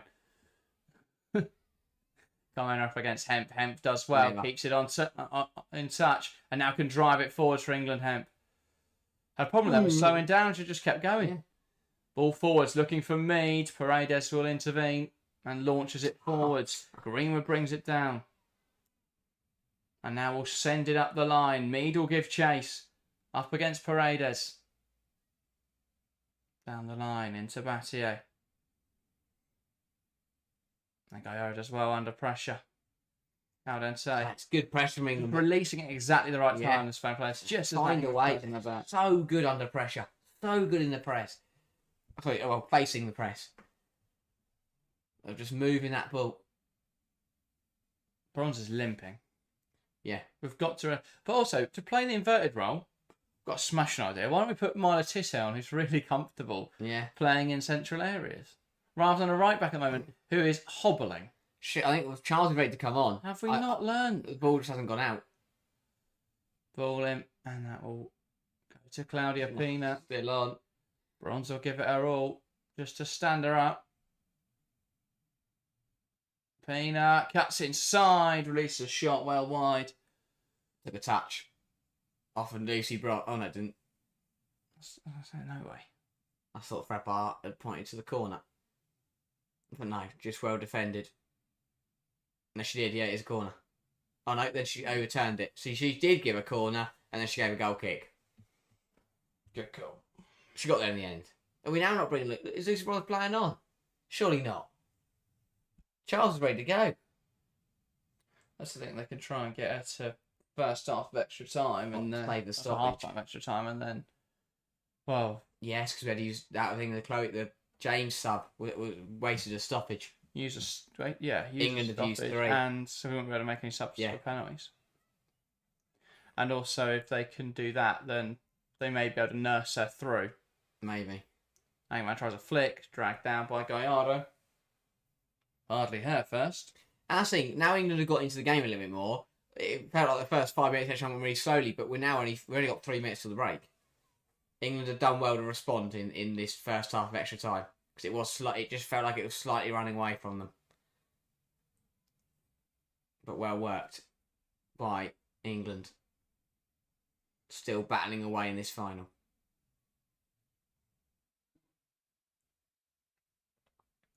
Hampton.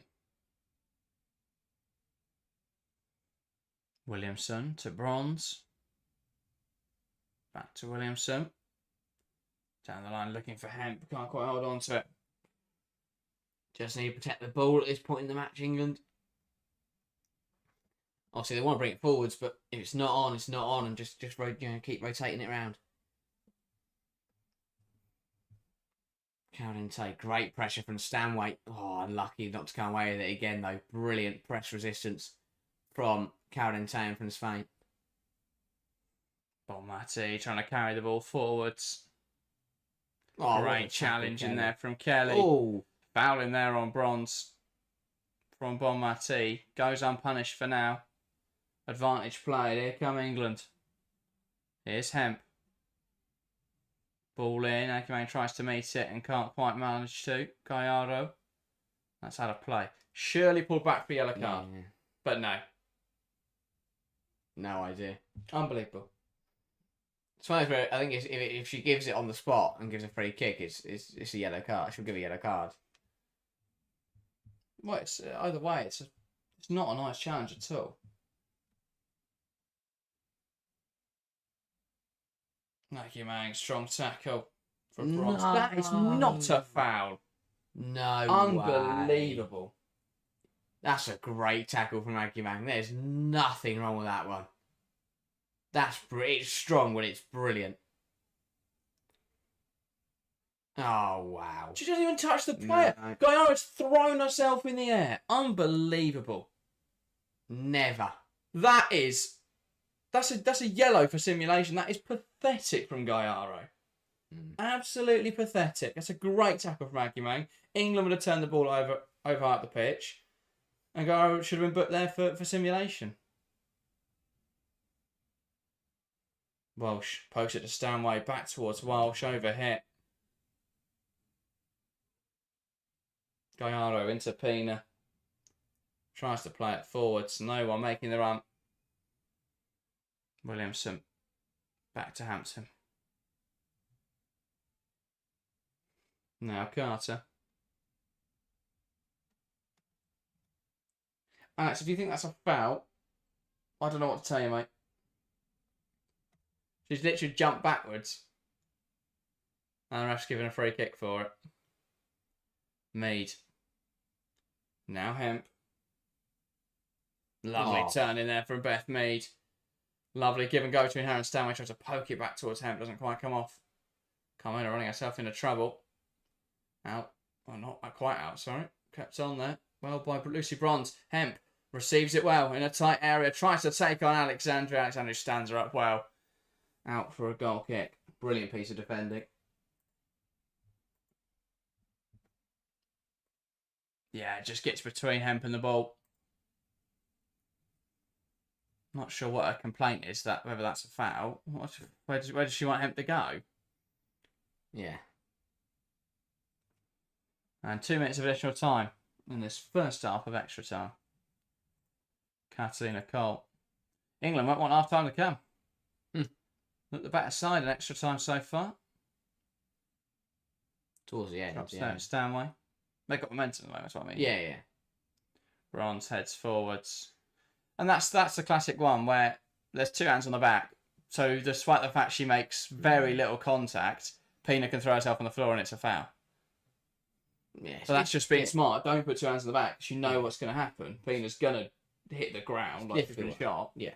Every player in Pina's position does exactly the same thing, and Bronze has got to be aware of that. Alexandria. Now, Olga Carmona sends it forwards. Williamson launched it the other way. Now Caldensette.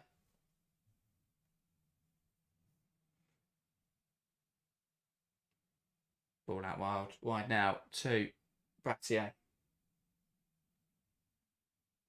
Caldensette. Here's Lopez. Battier. Bonmati. Back to Battier. Looking to make something happen now, Spain. Battier. Back to Bonmati. Pokes it through towards Ona Battier. Someone's got to get out to that. Ball across the box. Paoluelo can't get a touch. And then Williamson hooks it clear. Why is no one getting out to Battier? We've already seen her do that once today. How have Paoluelo not scored? Ball in from Caldensette into the face of Lucy Bronze, but she firms it. And that chance, such a great opportunity. Kelly just doesn't track the run. Oh my days. That should be 2-1 Spain. 100% Kelly should be 2-1. doesn't track the run of Ona Battier. And Paoluelo, for England, doing a flick wide. But that is half time. Still at 1-1. I have no idea why Paoluelo has tried to flick that in. What a bizarre thing to try and do at that point in the game. But a let off for England. Spain very close to taking the lead. We are 15 minutes away from penalties. 15 minutes to decide a champion. I think that's it, by the way, for Lucy Bronze. Yeah, she looked done. England look like they're struggling a little bit. Charles coming on. So they just wanted to get her to the break. England have got 3 changes. We've got to use them. Because this is different. 1 now in the stoppage for Charles, and then they'll do 2 more for penalties. Yeah, because obviously you've got to think about penalties, but this is different to Sweden and Italy. England were in control of both those periods of extra time. This is so close. You've got to manage it well. Both teams have had chances.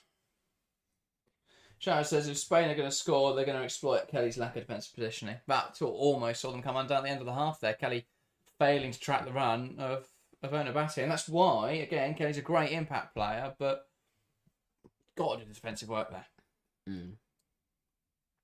But yeah, change as well coming for Spain. It's Uahabi on.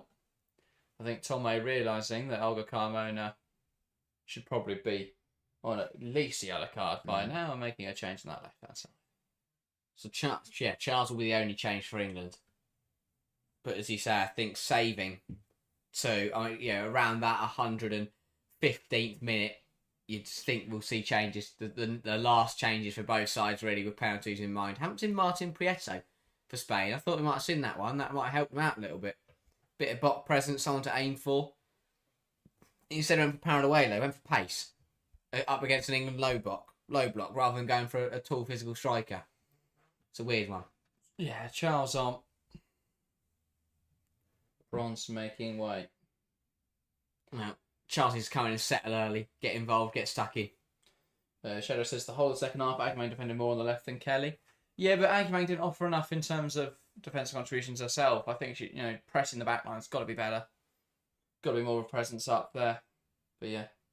Access Sam was a pace merchant winger, not a striker in my books. Yeah, absolutely. I've been saying this for ages. We're back underway for another 15 minutes. I've said it for years, Paraluelo was outrageously overrated. She's very good against Liga F teams, but just lacks clinicality in big matches and against good teams. Ball in behind, looking for Paraluelo. Heads it down to Caldente, back to Paraluelo, one back in there. By Walsh, Paraluelo wriggles away into a great area. Now Pina, can she get a shot away across the box? No one there. England have got to deal with that better. Another one. Paraluelo should do better. Another opportunity. She manages to just find a way through. In action. And then bang, there, she just hit it. Yeah. Instead, she turns around off near her striker to get to the edge of the 6-yard box and turn around. Realise she should step in there and just doesn't. Let's Carter try and deal with it. Charles got to get the right side of her. But yeah, someone there for England had to take control because it just bounced through and Paraluelo kind of wriggled her way into the penalty area. Yeah, and Nitrite, thank you for the $1. Appreciate the donation. England have just got to be careful because Spain are getting a few more dangerous opportunities in the last couple of minutes. Yeah. One just before the half-time period, and now just one after it. England have got to settle, got to work their way back into this game, but it's Spain coming forwards once more. And it's Lopez to Bonmati. Bache down in a heap, given as a foul. Didn't see if there was much contact in that one, but... Green was definitely stepped in.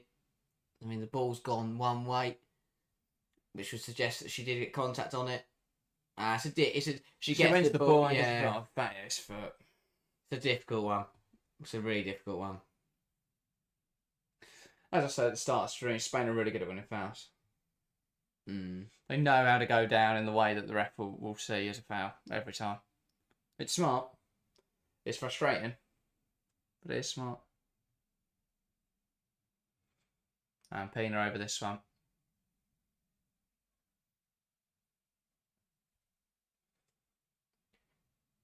Ooh. So the referee stopping it for a bit of pushing and shoving in the penalty area. And now Spain with a chance to make something happen from this set piece. Pina, ball in to a dangerous area.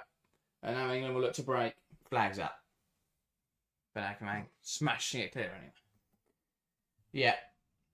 England again, though. I know the flag's gone up, but that ball has bounced straight through the penalty area. Straight through it. Yeah. That is a let-off again. And the offsides, I mean, yeah, Calante is in an offside position and she tries to play the ball, which impacts the way England play it, which then, okay, yeah, then you could argue that's why England didn't clear it, but still, someone's got to take control a little bit in here for England. Someone's got to take responsibility defensively. Kelly flicks it forwards. Harvey knocks it down. Pina. Bonmati to Gallardo. One back in there by Hemp brilliantly. Takes it past Harvey. Looks to cut it back. Alexandri doesn't deal with it, but it is dealt with there by Pina, who'll carry it forward. That's not a bad... Ref's got in the way there. It's not a bad foul. Yeah. That's not a bad foul at all. Had to do it as well because the ref's just got stopped any chance of the England player actually getting to the ball. Had to bring Pina down.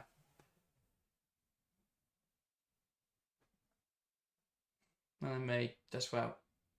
Just stops that breakaway. Ball in behind. Here's Adana Bonmati. Carries it forwards well. Carter out to it, and that forces it too far back. Charles does well to get in front of it.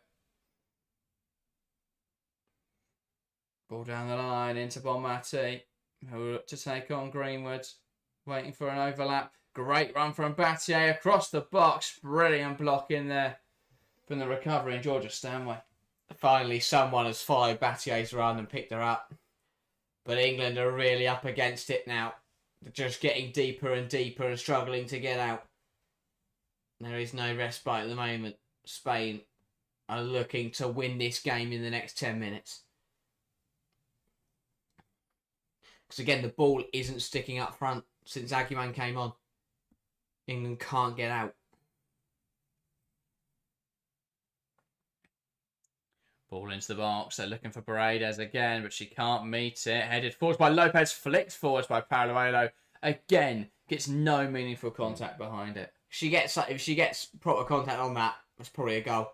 Because from that close in, it'd done very well to not go in. England just don't do it. And Hampton will definitely take her time on this one.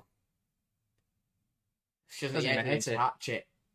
Just swing and a miss. She was leaning back anyway, so it might have ended up going over if she had made contact, but we'll never know. Pina forced backwards, steamed a foul. Still 10 minutes to play here. Oh, nice. Gallardo. England have just dropped into being the weaker side. Spain to dominating the possession, getting some chances now. England just got to hold on. Take the opportunity if it comes. But they just seem to have got deeper and deeper in this half, England. Battier comes inside. Greenwood smashes it away. But now England have got to get up. Got to get up. Got to work hard. Got to put the hard yards in. Aguiman looks knackered. Yeah, I know. She's got to work harder up there. She's a substitute.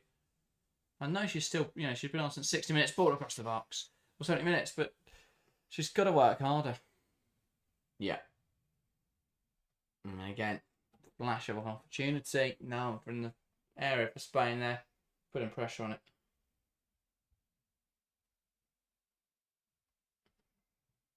Spain will go long. England will go long, sorry. Hampton launches it forwards. Aguiman's nowhere near it. She's just trying to block the ball going forwards, but yeah. To be fair, they're doing well with Alexandria and Paredes just to crowd players around Paredes to let her head it away. Here's Charles.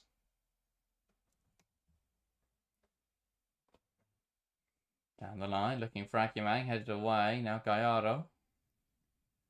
Here's Paredes. Gallardo, nice turn out, and they'll look to play. Here's Caldente. Driving towards goal.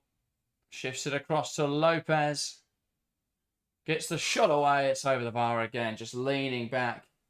The second time she's done that now. Vicky Lopez. Yeah. Just people getting a little bit...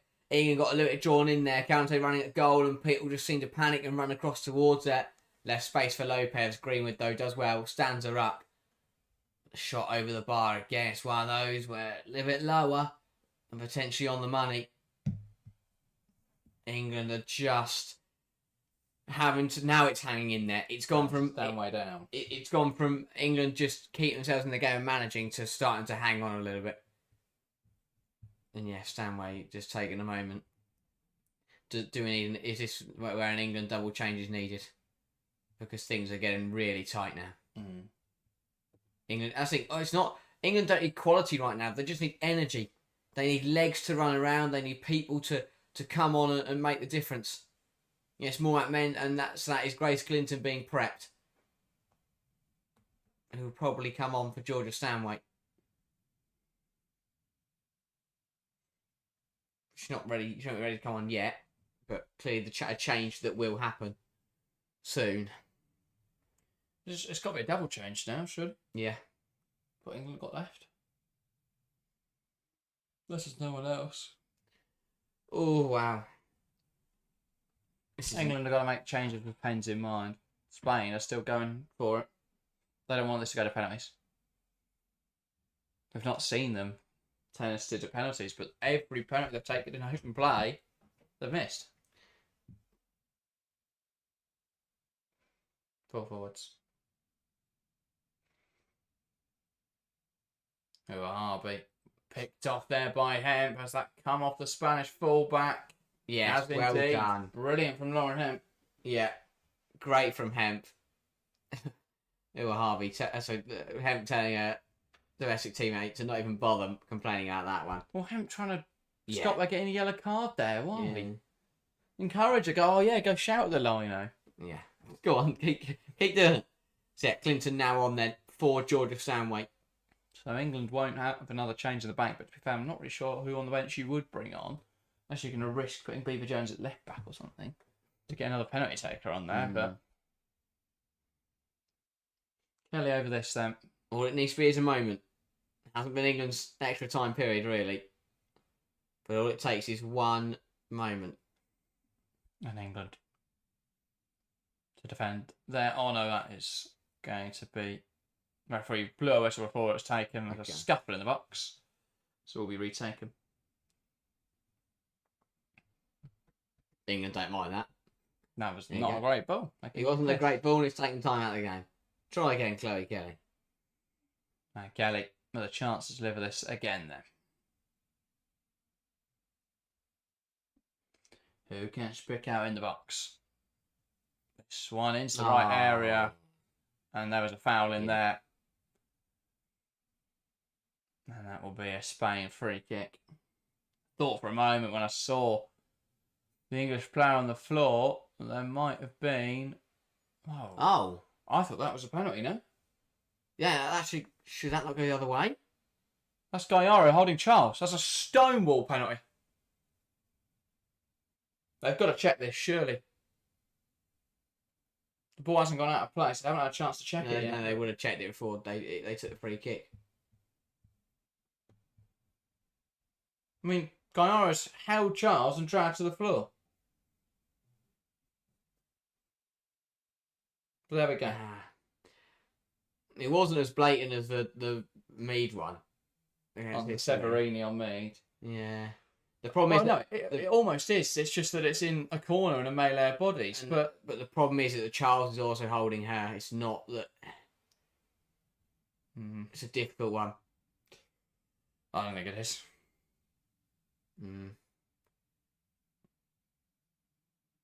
Ball in from Harvey doesn't come to anything. England back in possession. And taking their time with this one. We've not seen the 8-second rule, by the way, applied at any point in this tournament, but that's why goalkeepers will keep doing it. Yeah.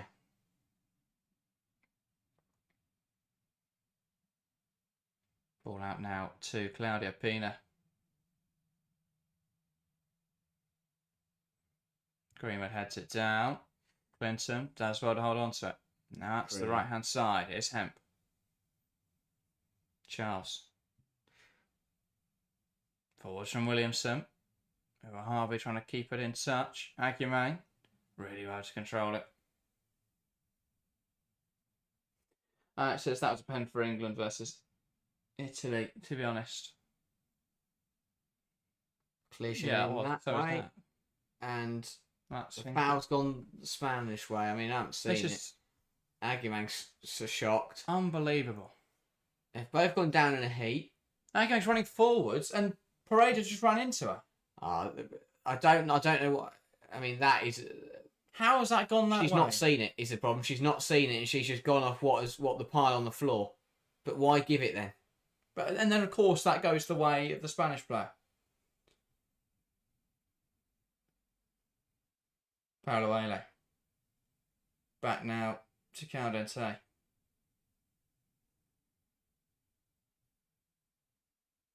Oh, what a block. What a block from Walsh. Oh, wow. Yeah, says Real Madrid level refereeing in this match. It's not just this match, there's been this tournament. It's a problem across the women's game in general, actually. You can generalise it even further.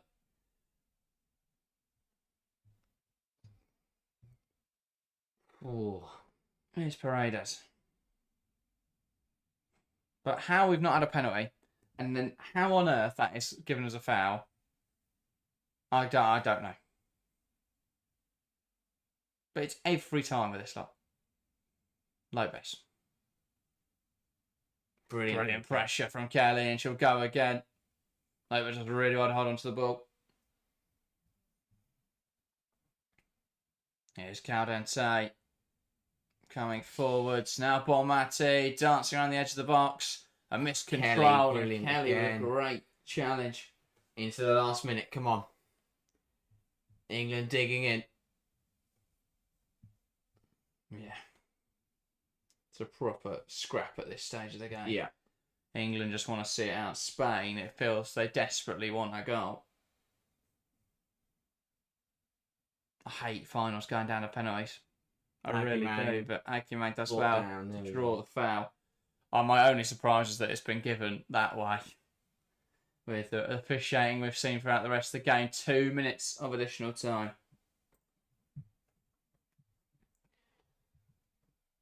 Hampton will send this forward for England.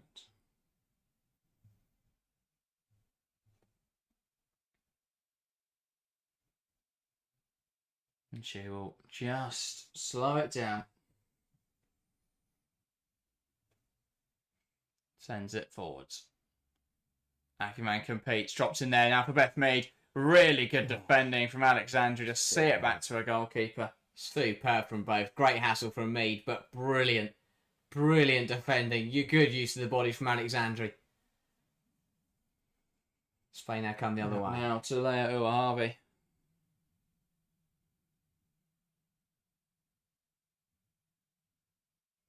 Caldente tries to play it through the lines. Looks now for Bonmati.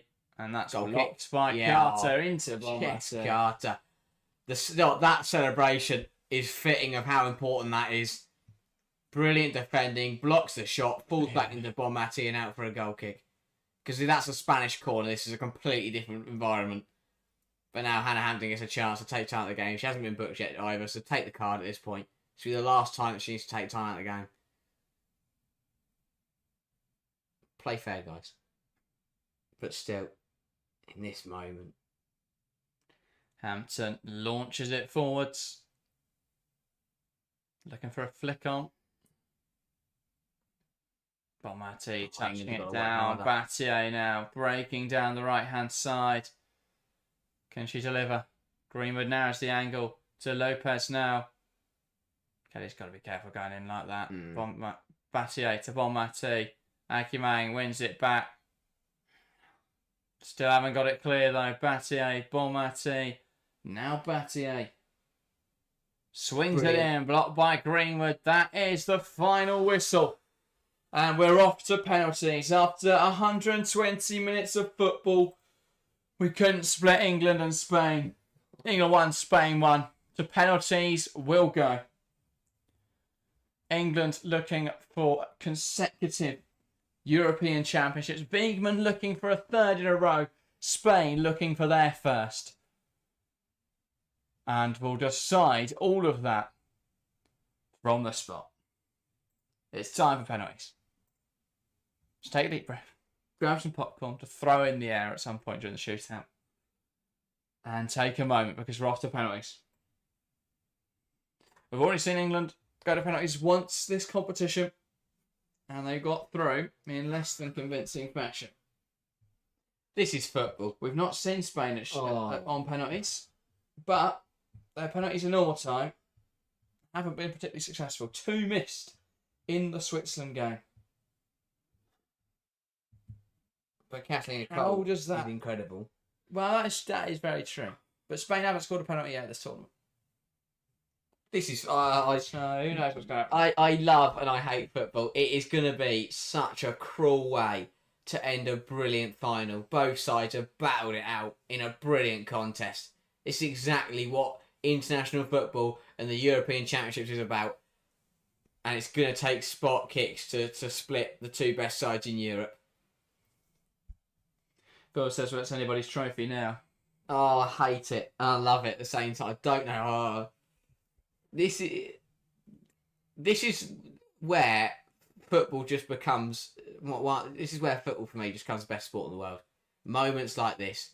You've had 120 minutes of the 22... Some of the 22 best players in the world facing off against each other. They cannot be split by anything. And it's going to take penalties to try and to find a winner. We have to come away with a winner from these spot kicks. Oh, I hate it. I hate it so much.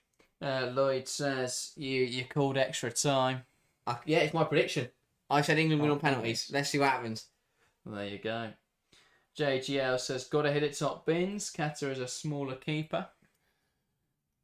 That's easier said than done. Just got Hampton it, opting for the list of where she thinks people are going to go on her arm. Well, yeah, because she can't see that. Well, TV can't show it, though.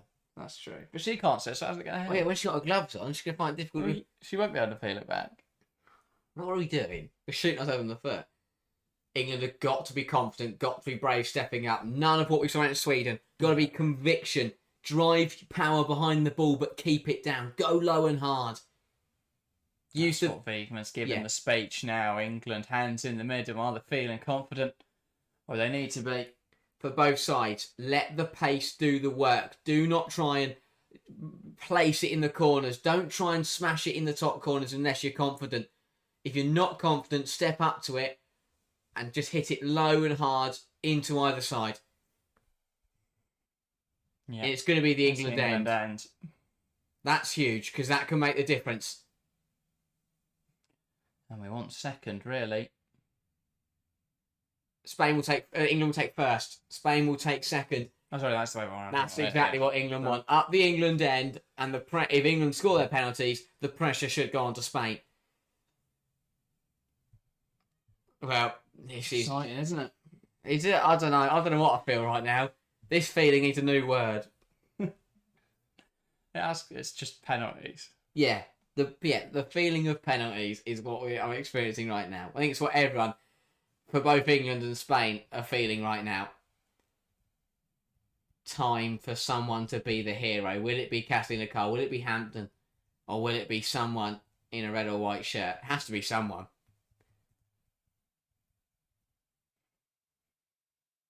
Indeed. Wow. Hampton and Cole exchange pleasantries. Well, this will be another one for the Keepers Union to celebrate. Oh, this is horrible. But it's great. It's very exciting. So England to take first. And England did score first against Sweden. They did. And it will be Beth Mead from the spot. Hannah Hampton. Smart. We'll go and give the ball to Mead. Remove a little bit of the distance. Again, she's got to walk. We spoke about it. Not even in shot, so just take it quickly. Take your time. Don't rush it. Yeah. The penalties where the best way to score a penalty is to wait. You want the shortest amount of time between putting the ball down and the whistle blow, and you want the longest amount of time between the whistle blowing and you then striking it. You just want to take your time. Beth Mead steps up. Let's put it in. England score the first penalty. Mead slips. But that outfoxes Kathleen Cole. Oh my god. Or will it be... She hasn't double touched it, has she? No, it'd only be a retake now under new rulings. Yeah, we don't want that. That is true. They're gonna have to look at it. Yeah, they've got to retake it. It's a double touch. So the first penalty scored, but it's chalked off. Meads with a double touch. Slipped the shot to take it. And now the mind game's settling even more. Because does she go the same way that she's going to go? Does she go the other way? I think it's in it. Take same! It's saved! The psychological element gets the best of her. Cole knew where she was going to go because she'd just seen the same penalty. It's not. Got to go the other way there. That's so harsh on me to have to take again, but she slipped the first time. It's a penalty saved. It's not in the corner either. It's a good height for the goalkeeper. Cole knew where she was going. She'd just seen me try and take the same penalty. And so, England, a goal down. Need Hampton to drag them out of this hole, and they're already. Gallardo from 12 yards. Dear.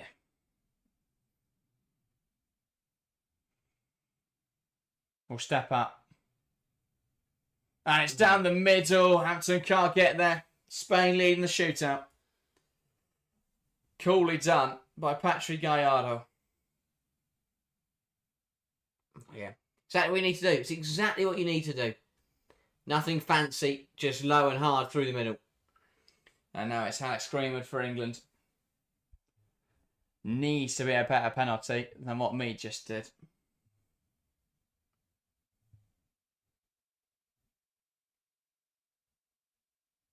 We'll place the ball on the spot.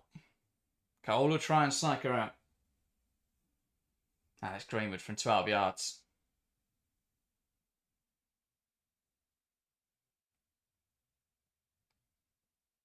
Charges back.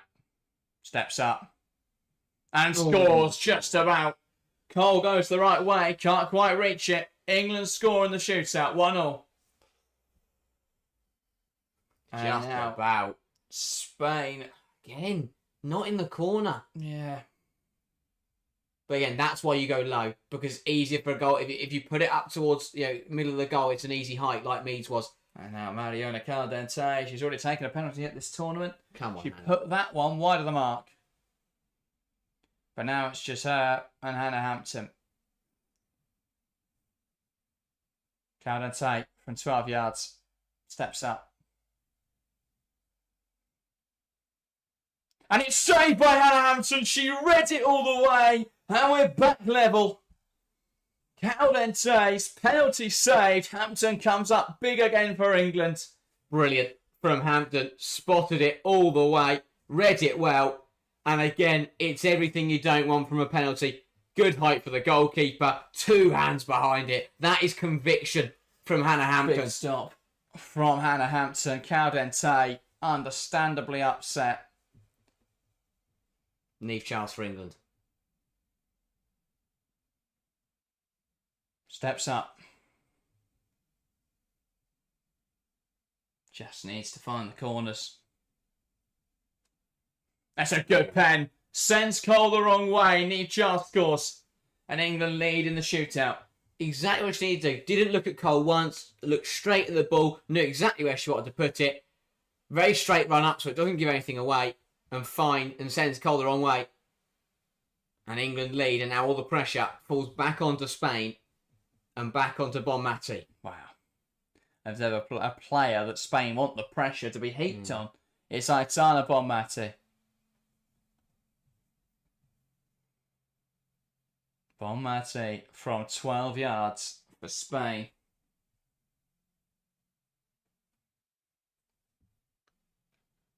Steps up. And it's saved again. Bonmati misses the penalty. Hannah Hampton comes up big. And it's England 2, Spain 1 in the shootout. Advantage England. Hannah bloody Hampton. That is phenomenal from Hannah Hampton. Bonmati, too readable. Another poor pen. And Hannah Hampton comes up big. It's the shimmy. The shimmy from Hampton. She shimmies one way and then dives back the other, which is risky because if it's in the corner, you're not going to get there. And now Williamson for England. England's captain.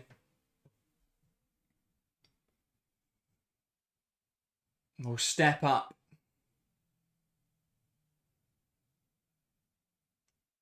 We'll take our time here, Williamson. Steps up now, and it's saved.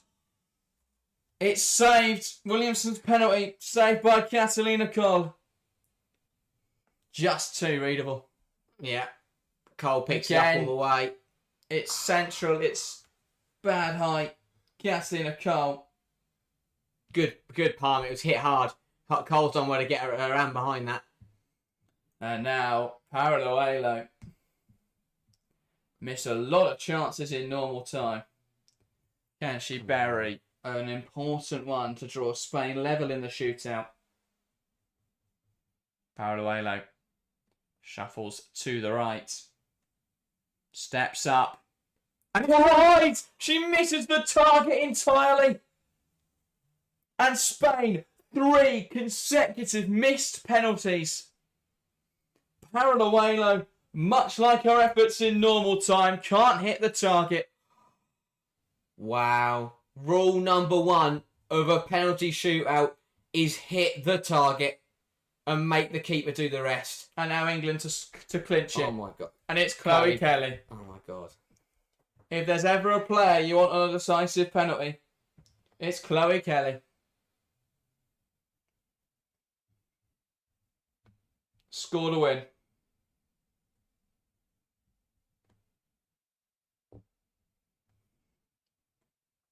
Chloe Kelly puts on the spot. Deep breath from Kelly from 12 yards. Conducts the run-up and slashes it home. England are European champions once again. They've come through 120 minutes in a penalty shootout. And for the second time, England are European champions.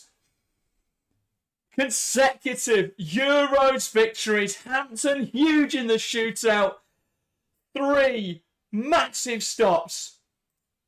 Wiegman running to celebrate with the players. England are your 2025 Women's Euros champions. Spain stumble at the last.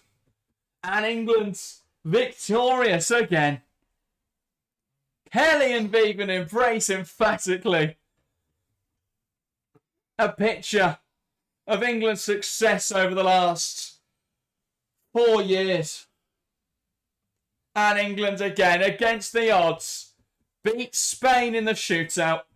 Kelly, the winning scorer in 2022 and the winning penalty in 2025. Incredible. Incredible from England. Held their nerve when it mattered most. That's what European champions do. Hannah Hampton, the hero for England in the shootout. But what a tournament. What a game. What a brilliant final. But the reigning champions come out once again. And for 4 more years, the title will belong to England. Back to back European champions. And Serena Wiegman makes it 3 in a row for her personally. Only the second side in history that can say they've won the Women's Euros back to back after Germany, who did it 5 times in a row. But let's not mention that now. England with consecutive Women's Euros titles. And Serena Wiegman, for as much as we may question her decisions at times, you cannot argue with her results. 5 major international tournaments, 3 Women's Euros titles. Incredible. What a woman Serena Wiegman is. Knight her.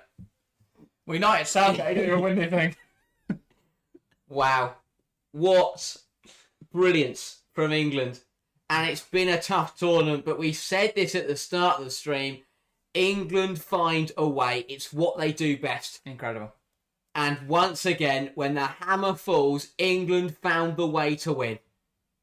Kelly with the bottle to put away the penalty. What a final that was. Credit to Spain. Another brilliant tournament. They played brilliantly.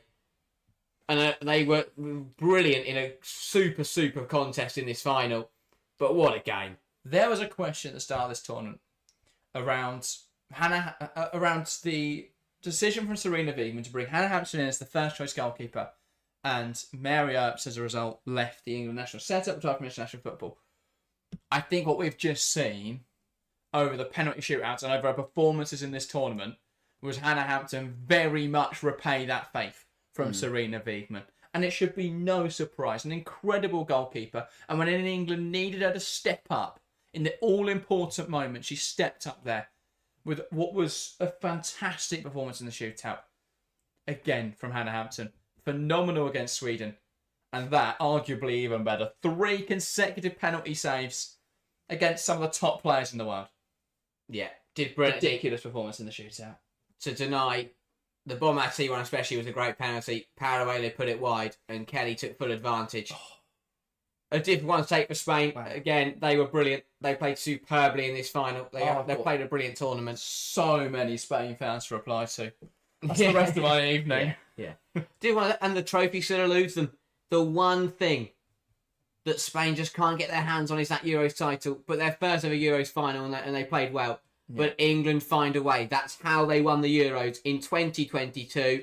A lot of people put that down to the fact it was just on home soil. But England, once again, finding a way to win and to go back-to-back in the Euros. Don't forget what Germany have done, because that disregards the achievement. But to retain an international tournament is an incredible achievement.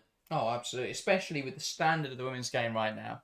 England came into this competition and a lot of people questioned why they were even considered favourites. Or up there as favourites. Obviously, Spain came in as favourites. And they went very close. What England do. England, I've always said this, as a country, not just in the women's game, but anyway, England are best when they're not the favourites. When England are favourites to win something, they're terrible. They don't go on to win it. But when people sleep on England, obviously no people knew England would go deep. But England find a way, and that's exactly what they've done. Wiegmann finds a way. All 3 of her Euros wins have been chaotic, but she's found a way. She's so good at coaching her side through the massive moments and allowing the players, again, even this tournament when she got the decisions wrong, she managed to turn them around and managed to make up for it. That's exactly what she did it today in the final. Made the wrong decision to start Lauren James, but spun it around and worked a way around to find it and to turn it on its head and to give England the win. And then the players did the rest. But brilliance. England, obviously, we'll break it down properly. But honestly, what a performance. It was well judged. Spain, we said before penalties, whoever lost this will feel hard done by. Because it was a brilliant final and it really could have gone either way. So full credit to Spain. They will use it. They are the world champions. But they'll have to wait to be the European champions for at least another 4 years. But credit to the brilliant final. England, though, just finding the way. Hannah Hampton, honestly, what a hero. Can we much get a big, one of those massive wall coverings you can get just for this whole wall, which would be Hannah Hampton. Yeah, the only downside is Russo is now going to get the Ballon d'Or. So I don't mind that from an England point of view. It's all right. She can't be. That is true. People doubted her performances this year because she's been a little bit quieter than usual. Oh my God, Myla Tissier's there. She exists. She's real. No, that must be someone in a Letitia shirt that's ran on. But that honestly, that's, again, people criticise Wiegmann for starting the same 11. Look who came out on top today. Russo found the way. Because that's the kind of player she is. Absolutely. So many good decisions across the board. Jess Carter, phenomenal today. Bronze inverting into midfield. I need to watch it back more because what the hell. But that created England an overload in midfield. And that's how you beat Spain. Spain are very good. But if there's more England players in midfield, it's going to give them more options to play with. So they're incredibly well to be able to play through a Spain team who are so strong and to fight like that, to take it to penalties, and then the same players coming up massive on penalties that we've seen do it time and time again. Yeah. But Wiegmann nailed it today. That's why she's a serial winner, a title specialist, because she wins. When was the last time a side went behind against Spain and turned it around to win the game? Especially in a final. Once Spain go one luck, they are very, very difficult to crack. But England kept at it. They kept going. And they found a win. I love these European champion scarves as well. Andy says, thank you for the stream. Thanks for tuning in. Thanks to everyone that's tuned in throughout this tournament. There's a list of names too long to thank throughout this tournament. But for everyone that's joined us, for whether it's been just for this final, whether it's been since minute one and you haven't left. I appreciate it massively. Thanks for joining us throughout this competition. It's been an incredible European Championships. So much growth, so many views across the stream, so much support across the channel. Let's keep it going. We're back very soon with WSL content returning. But for now, we're just going to sit here and drink in the England celebrations. Get Weigman a statue outside Wembley. Oh, I'm making it now. I'm going to go carve one out after this. Oh no, what a good looking one. One that actually looks like Weigman, not just a random woman. A rock. Start carving. Wow. Penalty. Rivera says, congrats England for being the second best in the world. I think you have mistyped. Because champions of Europe. Beat the world champions. There we go. Love to see it. MZ says, we're the real fans of the channel. You are indeed. Thanks for the support. But yeah, wow. What a tournament. What a game. And that's the thing. I think the way to look at it is that it was a brilliant final and a great game that could either way. You don't want to tarnish it by criticising or of course you praise England for winning it because they found a way to win. But neither side really put a foot wrong. There were minor things here and there, but when it came down to it, England converted the penalties and Spain didn't. And that is what decided it. Hannah Hampton decided it. What a legend. Again, what a difficult thing to do to come into this tournament to replace England's number one, England's hero, a much-loved goalkeeper, to come in and to handle the way she's handled it, to step up to being England number one in the way that Hannah Hampton has done this tournament. Came up big in the quarterfinals against Sweden, has put in some brilliant saves across the Euros, and to come up like this in the final, highest pressure scenario that she'll probably ever play in. Yeah, but she delivered when England needed her to. Brilliant saves, denies Calente, denies Bonmati, and wins England the shootout. Wow. And again, apparently Lola put herself up, I think. Yeah. Difficult thing to do. That's why you have such an advantage taking second. It's also why you have such an advantage when you get it up your end. And that's exactly it's what England got. But that's the coin toss at the end of the day. Yeah. Alex says, now we can 100% say USWNT are number one in the world. No chance. We cannot say that.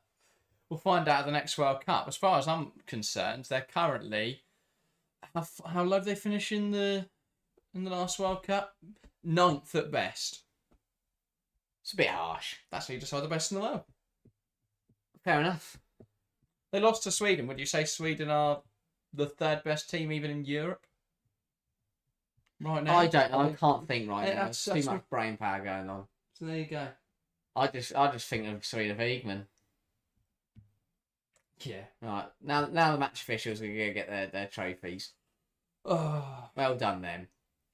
I'm knackered, and I just put my feet up for a bit. I feel like I've played 120 minutes of football. No, that's what's to talk. We're done. After this Euros, that was back. It's not like they're doing a week. They just take a rest, everyone relax. No chance. We've only got a month. Wow, it's been a brilliant tournament.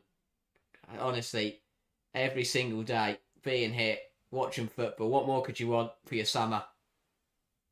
England win the Euros. That's exactly what we've got. Couldn't have been a better July.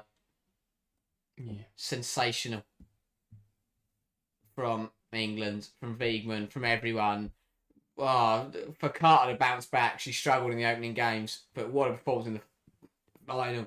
Leah Williamson, that was a captain's performance. Really stepping up. Greenwood consistent as always. Subs came in and we did very, very well. Most of them anyway. But brilliant from England.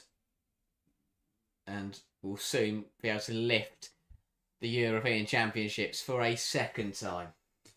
Wow. And it's still a very exclusive club of Euros winners. I'm not quite sure what's going on. I think everyone's very excited to have won the Euros. It's incredible. Is someone going to shave their head?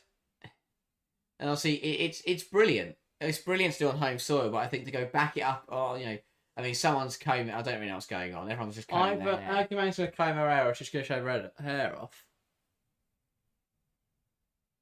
Not now. Anyway, this poor UEFA official is trying to get everyone in order. I found a trophy. Yeah. Because they want to get the trophy, they want to get the match officials on, but England just keep dancing around, and yeah. Yeah. Everyone's favourite important people lined up there. I was going to say, I'd love to see who the person bringing the trophy is, because I've got no idea. Probably a legend. Probably some sort, either Swiss legend or Swiss celebrity or something. It's either a legend of the home tournament, or it's one of the winners from the previous team that should do that. Right? Yeah, where's Jill Scott? Where is she? Yeah, Seth in there, obviously. I think Bron should get out of the boot for a car and bring it in. Yeah. Is that going to play the tournament or something? Why is she not stood with the England players? I don't know. Yeah, play the tournament. What she won? I've no idea. Why she got to go first? Why is Agman going like that? What's going on here? What's she won? What's she dancing? I don't know, but she's... I have so many questions. She's dancing. What's she got? That must be player of the tournament, right? What? Yeah. England have won it. Yeah. The reason they won it is that Michel Agman scored important goals. That is true. Oh, and there is Prince William. That's good. I'd like to know he's there. Yeah. You can see he's been there for... There we go. Yeah, player of the tournament to Michel Agman. What a player. It's good they let him stand there near Seferin. Yeah. And the head of the English FA's there, or like the important lady. Is it not Mark Bullingham? No, or the head of the woman, or the woman's side of things. Oh, okay. Well, if the head of the FA is not there, that's poor. Basically, the white woman that the FA roll out whenever England women do something. Yeah. Well, I see. We'll go up and collect something. Play the match award? No, what's this for? Unless this is player of the tournament. Agman got young player of the tournament. This is player of the tournament. Right. I mean, I'd be surprised if it is. I have no idea. I don't think I've ever seen a player of the tournament that wasn't from the winning team. It might not be. It might be. And then that's not the FA woman, is it? It's the FIFA. That's the UEFA woman. Oh, is it? No, that's the UEFA woman. Nadine Kessler, and then the one to her left. And then Prince William and Seth. That's a player tournament. Bigger and blue. Well, there we go. I mean, a player who missed 3 games of the group stage. How has she won that? I think there's probably 5 small Spain players. I don't think I've ever seen a player that didn't win the tournament and get player of the tournament. No. And I'm not saying that's necessarily a bad thing, but why is it this year? Half the Spain team. And it's not even a player who was brilliant. It's just absolute PR. Half the Spain team were better than Bonmati at the Euros. Putellas, Gonzalez, Calrente. Yeah. Bonmati's a great player, but she didn't play against Portugal. Well, she came on for the last few minutes against Portugal, played a half against Belgium, and other than that has got 1 goal and 1 assist in the knockouts. How is that player of the tournament? I'm stunned. Here come the match officials getting their medals. Frappart didn't do a too bad job. Both linesmen from France also. 4th official from Italy. Just trying to find the... Bonmati 17th in average rating on FootMob. Doesn't rank anywhere near top for goals or assists. Wow. If you're going to give it to a Spain player, give it to Putellas, who was pretty nappy or Gonzalez, but she got 7 goal contributions. Russo, 5 goal contributions. Asllani, even. Find her something. Yeah, she's got to walk in a full Sweden kit.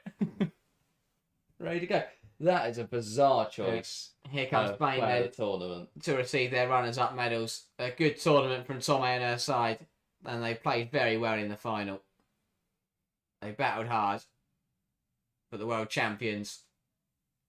It says Leia won Euros and UWCL, so she should get the Ballon d'Or in my books, but she's a defender. Yeah, we don't see defenders win Ballon d'Ors. If it's not an Arsenal and England player now, what is the point? Because that's what it's given off of. If you win the Champions League and you win your major competition, that trophies have played such a big part. There's no way. If they suddenly now give it to Putellas, that's a joke. There's no way it can go to one of them. Her performances have just been in the league, and quite frankly, that's not the same standard. Yeah, you don't win a Ballon d'Or and just winning your league. It's what Chelsea. No Chelsea player win it this year. You don't win Ballon d'Ors and just winning your domestic league.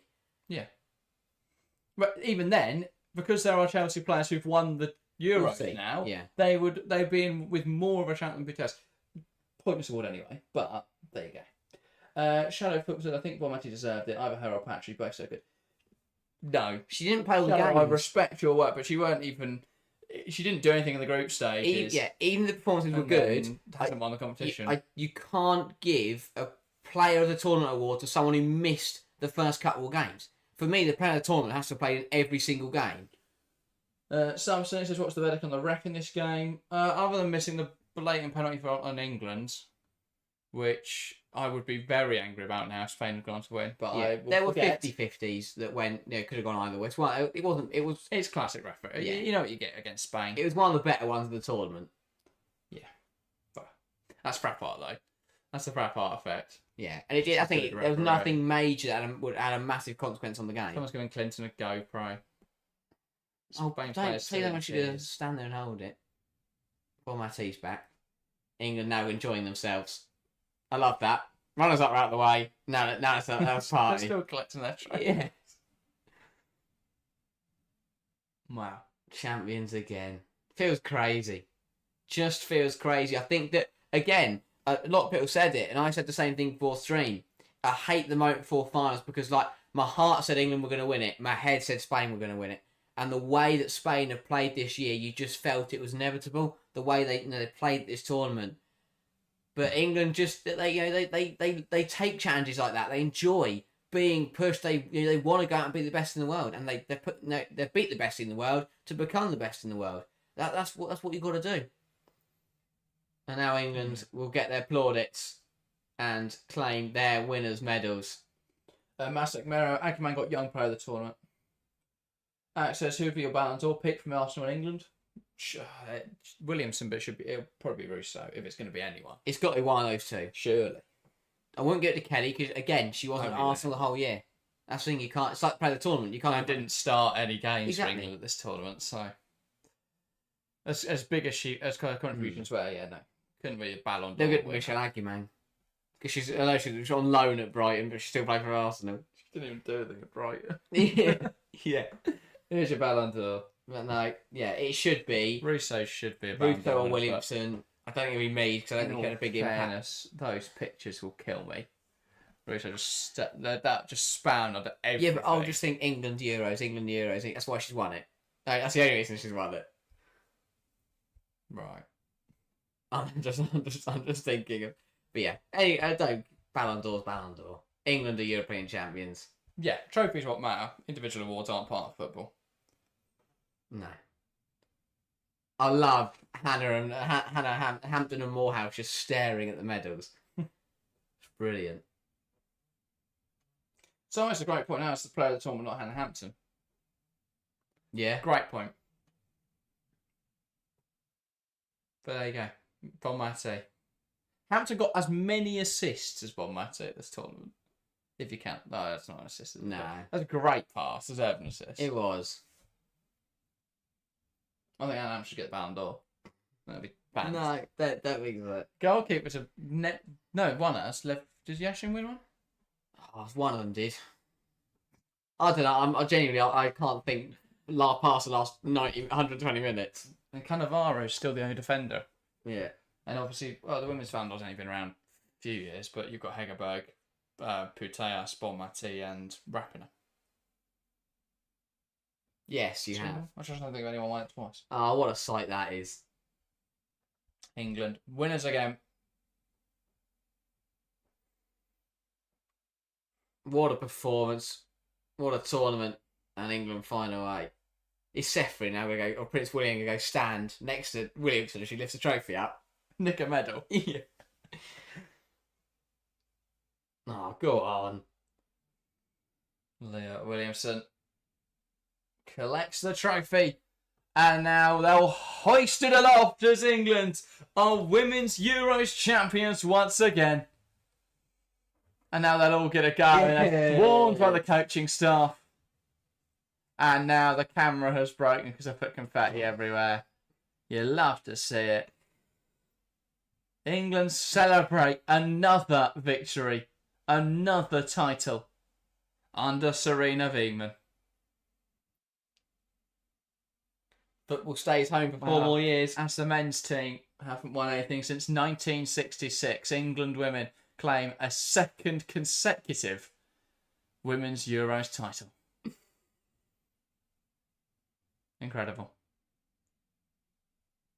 Hannah Hampton, a massive part of that, claims her 4th trophy of the season. Yeah. What a year for Hampton and England. What an achievement. Done it again. Football's come home twice in 4 years. How's that happened? Something we would have never dreamed of. Indeed. And now a chorus of Queens, We Are the Champions, sung by the England players and coaches. Queens of Europe. Indeed. They've done it again. Love it. Oh, I just love it. Bronze was knackered, by the way. She's got come back. She's got her whole right leg taped up, and she's still going. Running off pure adrenaline. Wow. I love the different reactions. Some players are buzzing. Some players genuinely looked shocked in the position they're in. Like, they just can't believe it. Massive matches for this team in the World Cup in 27. Absolutely. Oh, not why. That's 2 years away. Absolutely. No, get me to Brazil. Kelly's penalty. Composure. Shoulders back. Hop. Skipping a jump. Bang. Top corner. I didn't even realise it was in the top corner. I just noticed it at the back of the net. What a penalty that is. Cole goes the right way. Not top corner. No, but it's hit so well. Smashed home. Wow. Brilliant. Absolutely brilliant from England. It's because Emma Hayes was there. Winning mentality.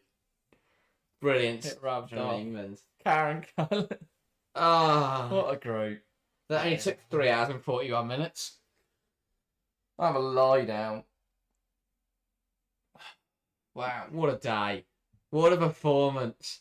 Yeah, I love the comments in chat, and I don't like to mention the people who are quite vocal in their hatred of women's football, but imagine the rest of the country at the moment is celebrating this incredible achievement. The Lionesses won it again, and you can't bring yourself to do it because you're so bitter about women being able to play football.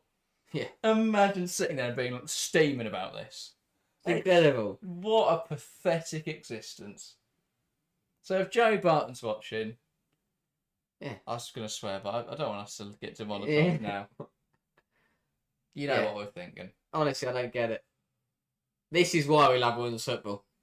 Because they actually win things. They actually can be successful. Won it again. We're back in 27 for more. Yeah. We just don't stream. We've gone for 3 years. 2 years. I don't know what's going on. Can't do maths anymore. We'll be back in a minute for more. No, tomorrow morning we're back with our analysis, so look out for that whenever we are up from partying. And then we're straight into the WSL season. This week we're going to have more Euros content rounding up the tournament nicely before we get into all our WSL summer preparation content. We are only 5 weeks away Oh my God. from the start of the WSL season. So football never stops ever. It just keeps going. We'll be back very shortly. That, though, is everything from us this evening. England are European champions. Once again, thank you guys so much for watching throughout this Euros, and we will see you next time.